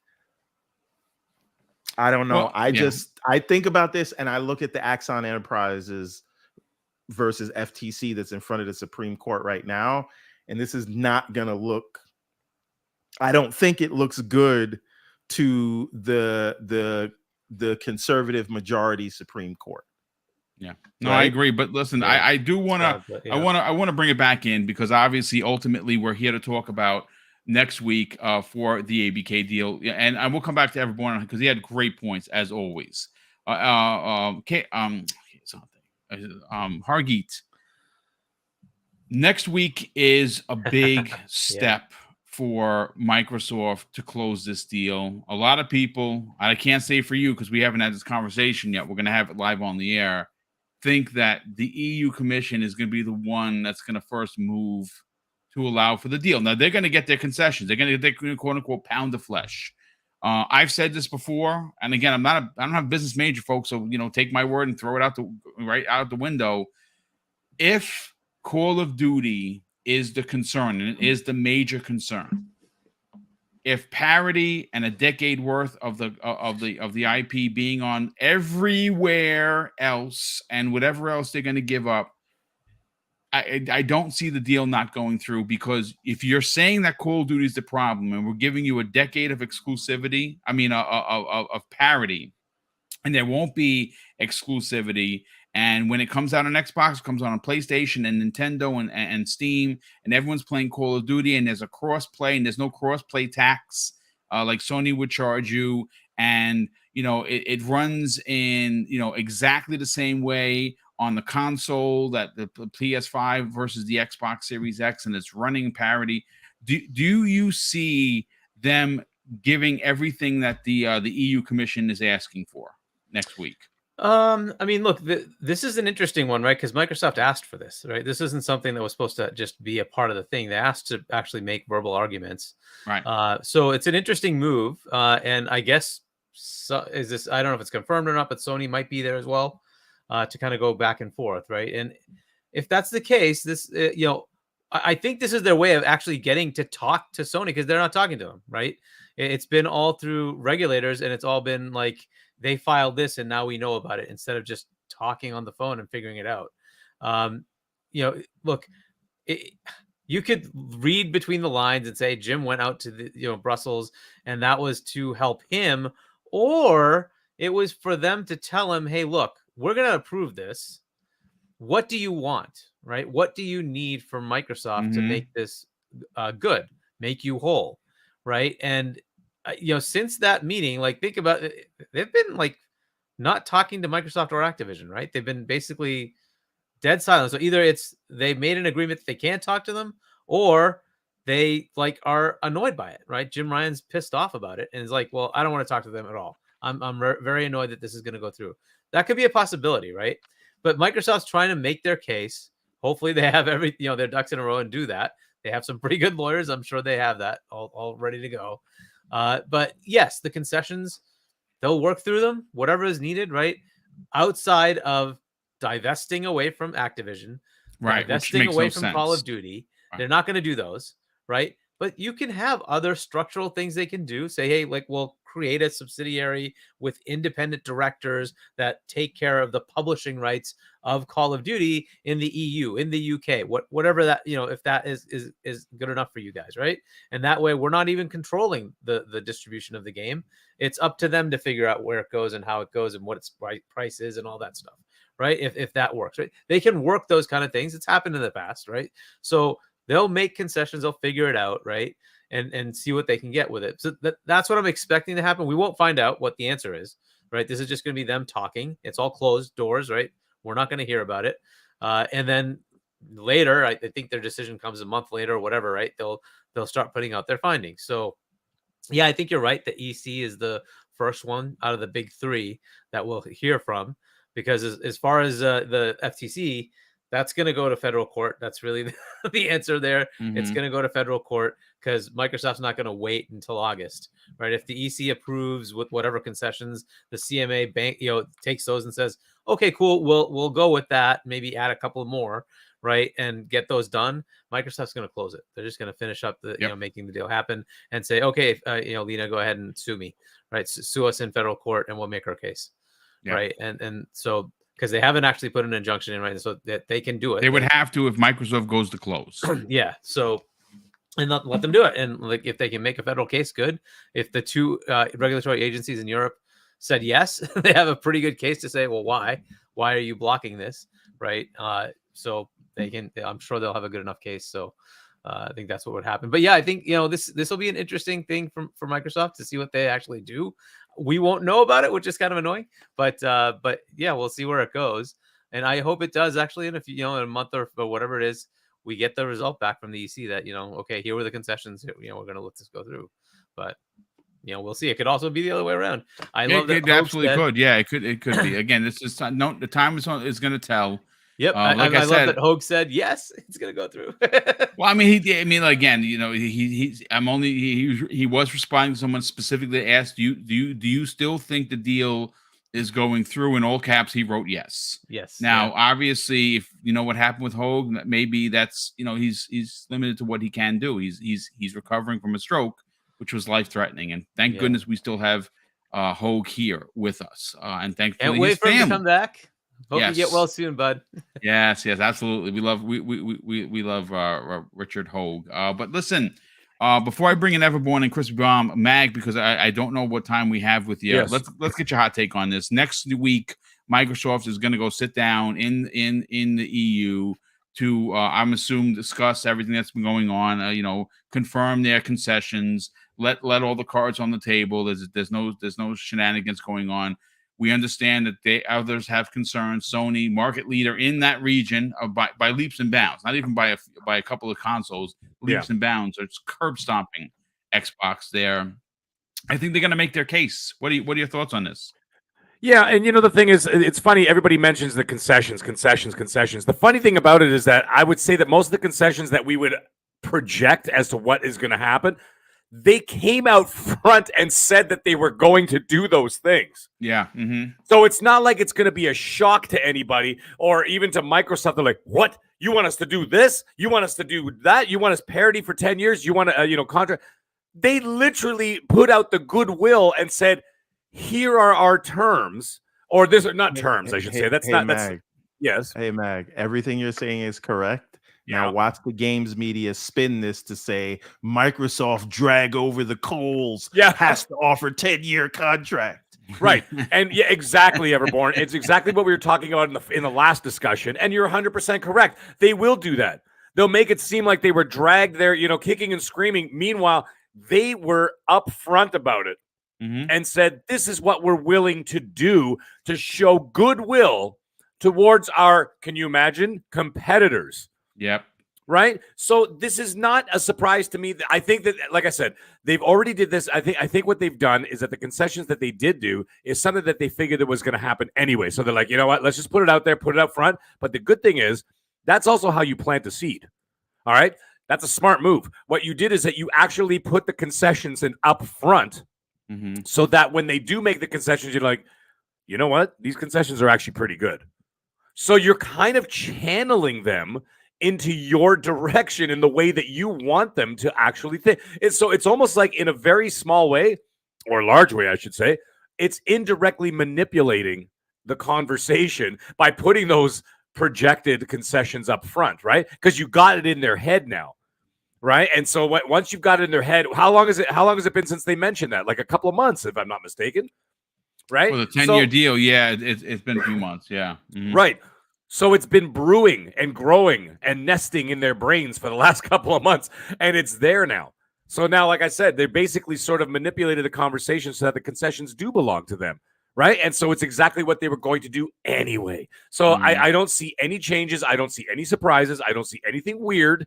I don't see any. I don't see. Well, I mean, what else could they possibly ask them to do? Well, I mean, they've already said that they would put it into PlayStation Plus Premium. But they're not going to do it for free. Obviously, Sony's going to have to pay. Yeah, we have to pay a significant amount of money to get it into their service. But it's just like the MLB The Show. MLB didn't give it to them for free. No, of course Microsoft had to pay a huge chunk up front to get it into the service.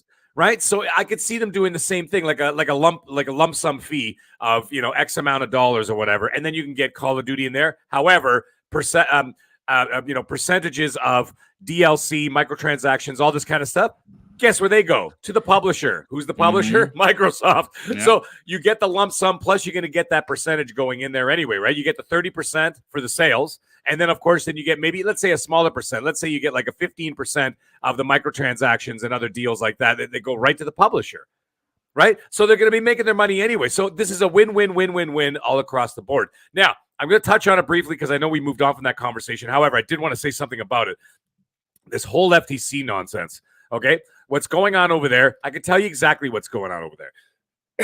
as a person who's not part of your political system, I'm Mhm. looking from the outside in, but I can't help it, and no one else can. You know, some people are scared to tread on it. Some people are scared to talk about it because cancel culture. But let me tell you something. I ain't afraid to talk about it, but I will tell you one thing, okay? Just like Hollywood, the video games industry, the tech industry, the government, a lot of them are doing the exact same thing. And what it is, I'll tell you exactly what it is, the truth. These people are more concerned with their message and whatever virtue signaling they're doing. Okay, I know that's a trigger word for some people. It's not all bad, folks. Instead of quality and common business sense. Mhm. They're allowing their personal feelings, their personal political leanings, especially the extreme, one way or the other. I know you could say, like right now, it's the whole left right now, and they've gone off the deep end. I think they swung the pendulum too far the other way. Sorry, if whoever needs to hear that, but you're hearing it. The Republicans did it too. The Republicans did it too. So it's not like they did it 20 years ago, if anybody's old enough to remember, you know, with the whole Bush thing and all the crazy stuff that was going on over there and the spying and all the 9/11 stuff and whatever. Okay, it's happening now. So swung the other way. The problem is what you're seeing here is a version of fascism. It's my way or the highway, period. There is no two-way street. There is no let me hear your opinion. It's our way or get out. And that's where the cancel culture came from. And this is something that's happening at the FTC right now. Hence the fact that this Republican, I forgot her name now, is leaving. She's like, you know what? They're not interested in anything that I got to say because it's going to be Lina Khan's way and her buddies, okay? Or you're out. You're out. That's it. Or And you know what? And she's saying they're not for even you. listening to me. Yeah. They're not even listening to me. So, you know, the thing is, like I said, some people might not like what I just said, but hey, you know what? Hell with it. That's the truth, guys. And the problem is, you know what the truth? Some people like it, some people don't. And that's just the way it is. And then the problem with that is that it's affecting business. This is something that should not be happening. Okay, when it comes to business and law, you should personal feelings and all this other nonsense and whatever political leanings. This should not be part of the game. You want to go play, you want to go play political checkers in the Senate? Go right ahead. They can argue all day and and do all the talking. Oh, this is reprehensible and all the other crap that they talk about that you see on CNN. But that's just nonsense. That's just politics, right? But this is different. Okay, this is money. And the other thing is, this is, as Americans, you should be pissed. You know why? This is your money. This is your money. This is your money going to work, and it's not working. You know what I'm saying? And so they have to fix that. This is a big red flag, a gigantic red flag, no pun intended with the whole Republican thing. But it's just a big red flag as to what's going on, and it needs to be fixed, and it needs to be addressed. And I'm not sure that the current administration is going to do so. But they're going to have to at some point, because when the lawyers come a-calling, and Microsoft lawyers are big, they're going to do something about it, and it's going to get shut down. But the biggest thing is, and I'm going to wrap this back up, is that it all comes down to this European, the European situation, okay? And that's what, next week, right? A week today, if I'm not mistaken? Yeah, next Tuesday. Yeah. Next Tuesday. So 6 days. Okay. Mm-hmm. So that is the important factor because you know what? That's going to be a wait and see situation because when they see what's going on over there, I know we're not going to know all the details and we're not going to hear about everything or whatever. However, they will. Okay, because they're playing inside baseball. We're not. We're just kind of looking from the outside in. But that's the thing. At the end of the day, what's going to happen is that is actually going to govern a lot as to what's going on. Okay, it's just like when you have an election. What are the states that everybody looks at when they're like, oh, you know, depending on who's going to win the president is going to win Florida and, you know, and Georgia or whatever, right? The big states, right? The big states, those are the ones that like win an election. That's exactly the same thing here. If the European Union and everything else swing one way, that's going to affect how the U.S. Reacts to it, right? Because then they're going to say, holy crap, we got no legs to stand on here if they approve it, right? So they're going to almost have to concede in a way, right? Because then what's the point? What are you going to take it to court and lose? You're going to look like bigger fools, right? So, anyways, that's all I had to say about that. I was going to move on from there. But anyways, yes, actually, I do have to get going. But I just want to say hi, everybody in the chat. You guys are wonderful. And the Super Chats panel, you guys are amazing. But I do have to get going. So, everybody, have a great night. We'll talk soon. And please don't hate me for saying what I say. I love you all. we love you, Mag. We love you. Right, So listen, we are gonna get to the Super Chats because my goodness, there's literally so much of them. Let me bring Crispy Bomb in. Specifically, let's talk about next Tuesday, and then we'll bring Everborn in, and then I will read everyone's Super Chats Crispy Bomb, Microsoft, it's been confirmed that they're going out to the EU Commission to sit down and go and basically explain why the deal should go through, which I think they have a great case. There are going to be significant concessions, one of which, Call of Duty 10 years, is being offered. Sign into law. They said we'd sign it into any contract you want us to sign. I don't know what structural stuff is going to happen, but we know that one of the big concessions is PlayStation, Nintendo, Steam, get Call of Duty 10 years, a decade's worth, and it's all going to be parity. No one console is going to be better because it's on a console because Microsoft owns it. How do you think this plays out? Well, I mean, I think you've lined it up perfectly. I think that's exactly what's going to happen.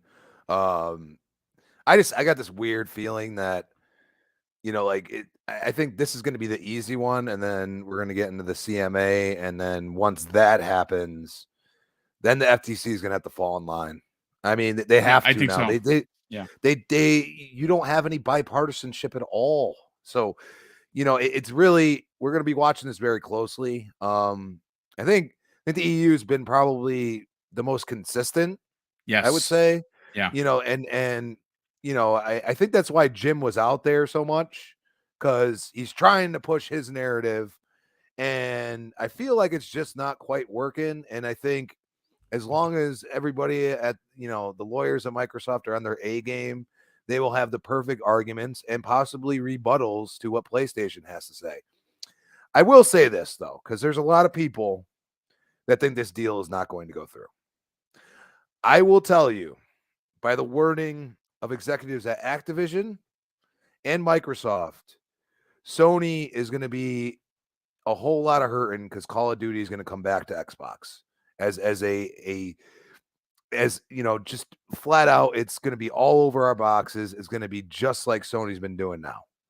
And the fight at this point, it almost seems illogical. So, I mean, if Sony is there, I'm going to be interested in that, because it's gonna feel, I don't know, like, how far are you willing to go? Are you willing to alienate yourself possibly? Like, have we gotten those documents yet from them? I don't think so. I don't think. I mean, there hasn't been any more reports on regarding whether or not they have delivered them or they have not. What are you hiding, Sony? Mm-hmm. What are you hiding? You're hiding something, and it sounds like it. You might want to just not be there, because what are you going to do? Plead the fifth at some point? Because I'm sure Microsoft, if you're there, they're gonna call you out on some stuff you don't want to answer apparently right now. So I'm looking forward to this. I want to see, because like I said, the EU seems to be the most consistent, and I think they'll listen to both arguments, because you're representing a lot of countries and you have to have different ideals in those countries. And I think that is important. And I think at the end of the day, whatever concessions are given, it won't be far off from any others that could be added or subtracted in the other two. So it's just going to be really intriguing to see what actually transpires. No, I mean, that's great. That's a fantastic point. Excellent point. Okay, our money man, our business major, if you will. Why don't you bring us into what you think is going to happen, Everborn? Obviously, I think what Microsoft needs, and I think Hargeet and Crispy will agree with me here, is they need someone to say yes. Because the minute someone says yes, Dominoes. right, it's a domino effect kind of a situation. Because even if the CMA wants their 10 pounds of flesh and not 5 pounds, Microsoft is going to give it, but they're going to be like, listen, we just settled with the EU Commission, your brothers and sisters of the region. I know you guys have split, but they approved. We gave this. Can we come up? Can you accept these concessions, or what else could we do? And that's where you have this bargaining, where the deal, yes, it should. Don't we wish we weren't talking about this? Sure, but that's what's good. They just need one, as Cognito says. Hashtag just one. What are your thoughts, man? So I think that everything, this long, arduous 14 or 13 months, has all been leading up to this week, right? no pressure, right? But it's all been about this, right? The initial call to Sony, the assurances that the game would be everywhere, the union support, the new game store, all of these things have been to get to right now. And I want you to understand this. They now have the preliminary findings. They know literally exactly what issues the CMA has, right? Mhm. They are in the discovery phase with the FTC, right? The preliminary findings, they have to have their response by the 22nd. So this thing that you're talking about in the EC, in the EU, that's the 21st, right? Right. So we're going to get their response, as well as this hearing is going to happen next week. And trust me, it will leak like a sieve. We will hear about it, whether it's televised or not. So they are in a place where they know exactly what the complaints from every regulator are. And if you did not believe that Microsoft and their armies of million-dollar lawyers have not gamed this out in every possible way, right? So, and I'm saying this to say they likely have a list of concessions and packages and how to sell it to these regulators, right? So now they are going to try to answer the issues, right, from that the regulators have had in that hearing, to see if they can change the position a bit. And then they're gonna go with whatever pre-package that they had based on these things. So now they know what everyone wants, and now is when the rubber meets the road. Now is when the deal making happens. So this is the witching hour, right? Yeah. This is when it happens. So between next week and the week after, we're going to know a lot more about whether this deal is going to happen or not happen. So I would keep an eye out for next week, and it may take another week for things to leak if they don't leak right away. Get in the next 2 weeks, right? By the end of this month, I think we're going to have a very clear picture. Yeah. And I think as soon as one of the regulators approve it, you're gonna watch Warren Buffett buy all that stock back Yeah. that he just sold. You're gonna watch everybody want to get in, get a little piece, because there's money to be made in the arbitrage play, right? So and this is not a prediction as to what will happen, but what I'm saying is they've been doing all this work to get right here. Yep. And I promise you they have a plan A, B, C through Z, right? They have all those plans and all those scenarios with the things they're willing to accept. And no regulator, not the EU, not the CMA, not even the FTC, because they didn't go to federal court. No one has blocked this deal. Right? Which means we're in a space of negotiation, right? So now's the time to negotiate, and this is when they do it. They're making their final plea, right? They're going to go in front of the EC and say, you're right here, you're wrong here, help a brother out, right? They're going to go and respond to the preliminary findings and say, hey, how the hell could cloud gaming raise console prices? You effing idiots, right? They're going to say those things, but in a nice way, in lawyerly ways. Right. And then they're going to say, okay, this is what we have to offer. Let's work. And then they go in the backdoor rooms. They shake some hands, maybe shake some other things.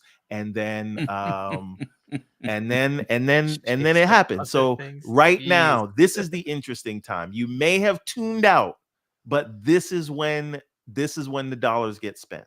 Yeah. Right now. So this is probably the most interesting time of the deal. A lot of it is speculation. We're coming into the closing act, right? This is the third act of this thing. So hold on to your butts, grab your popcorn, and let's see how it goes. Let's wait for those Lulu tweets.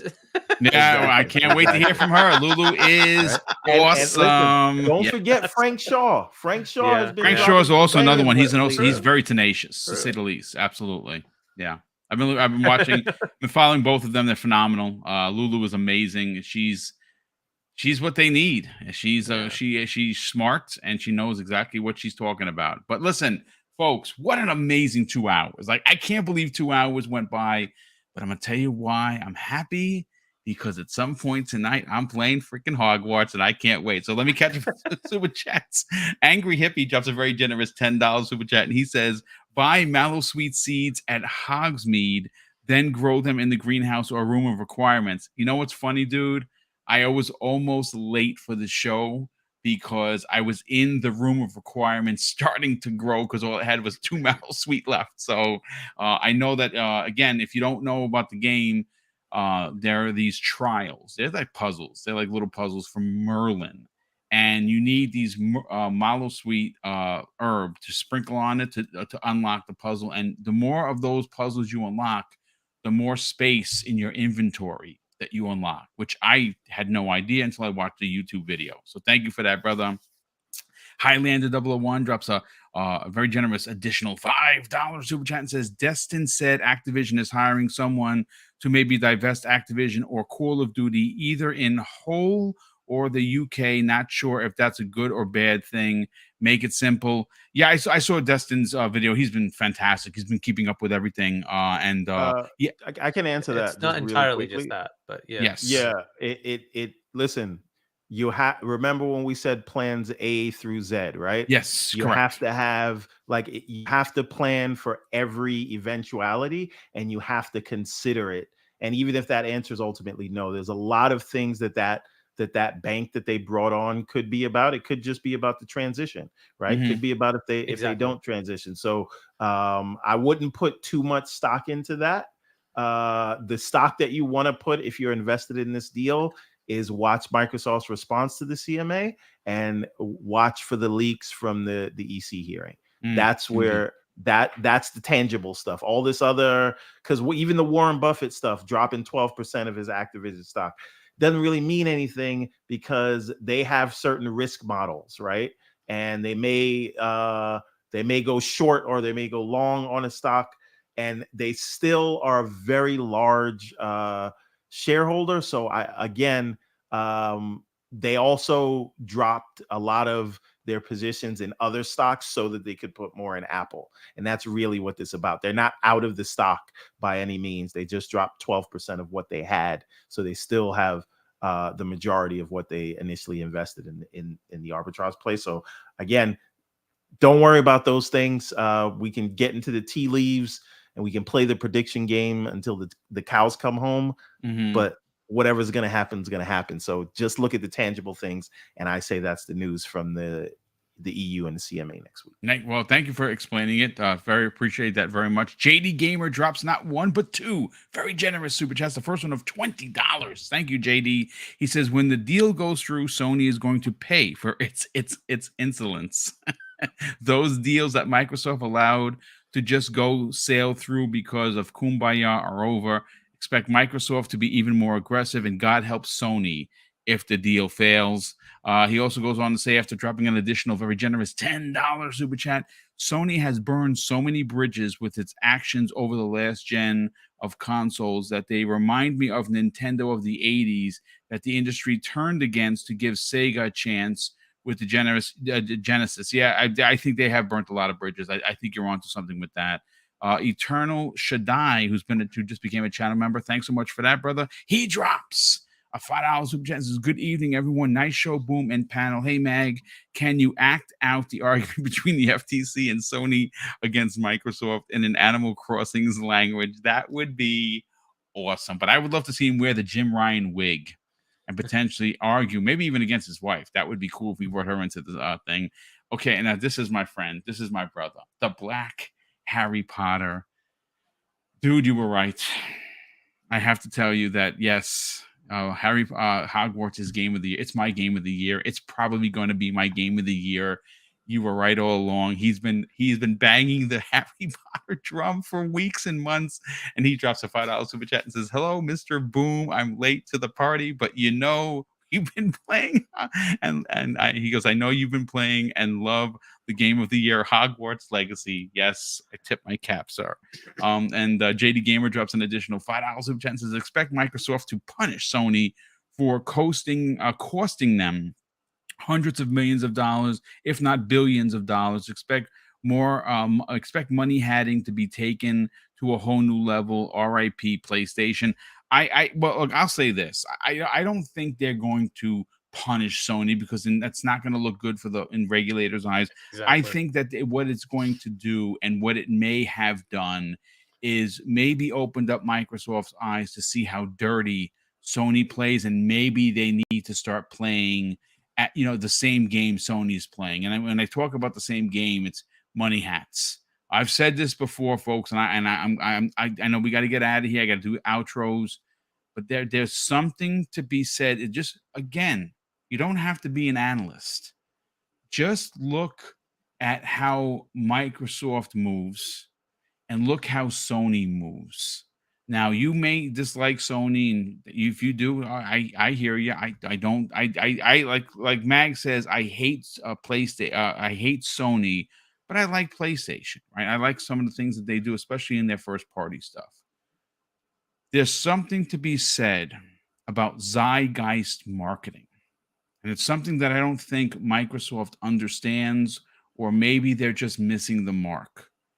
When Sony invests and they spend the development, the investment dollars in getting these market deals, they go for the zeitgeist juggler.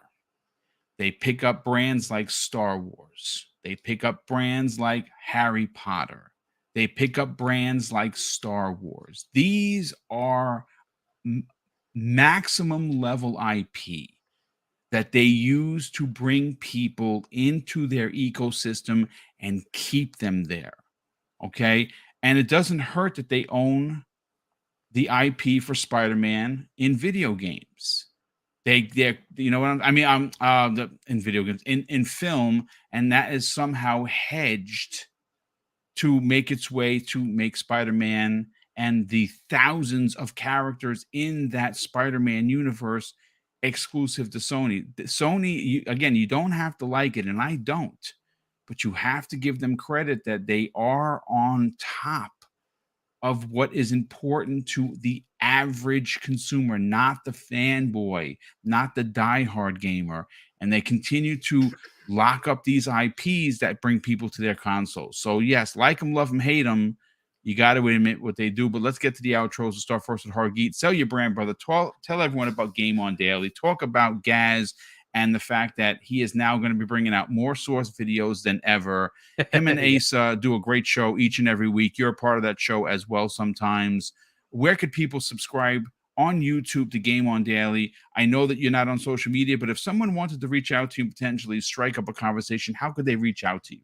Yeah, so check out GameOnDaily.com and YouTube.com/GameOnDaily. We have the Saturday go live at 4 p.m. Eastern. And yeah, Gaz will be hopefully a little bit freer now that he's dropping from XNC, which is sad over there. But we have some fun and interesting things going on with XNC. But yeah, hopefully he'll be able to make some more sauce videos. But yeah, and then the other thing is I'm here, right? I'm on Primetime Gaming at 7 p.m. Eastern. You're also showing up on a regular basis on Dealer I was about to say that. Yeah, I seem to be an RDX pretty much every Tuesday at 8 as well. So until Dealer says I'm fully there, I don't know. I'll have to have a conversation with him and figure that out. But I seem to be there every week as well. So yeah, check me out over there. If you want to check me out as far as social media, I have none of it because as you were saying, Boom, at the beginning, social media is trash. And so I'm just staying the hell away from it. But on Xbox, my gamer tag is HChani. So check me out there if you want.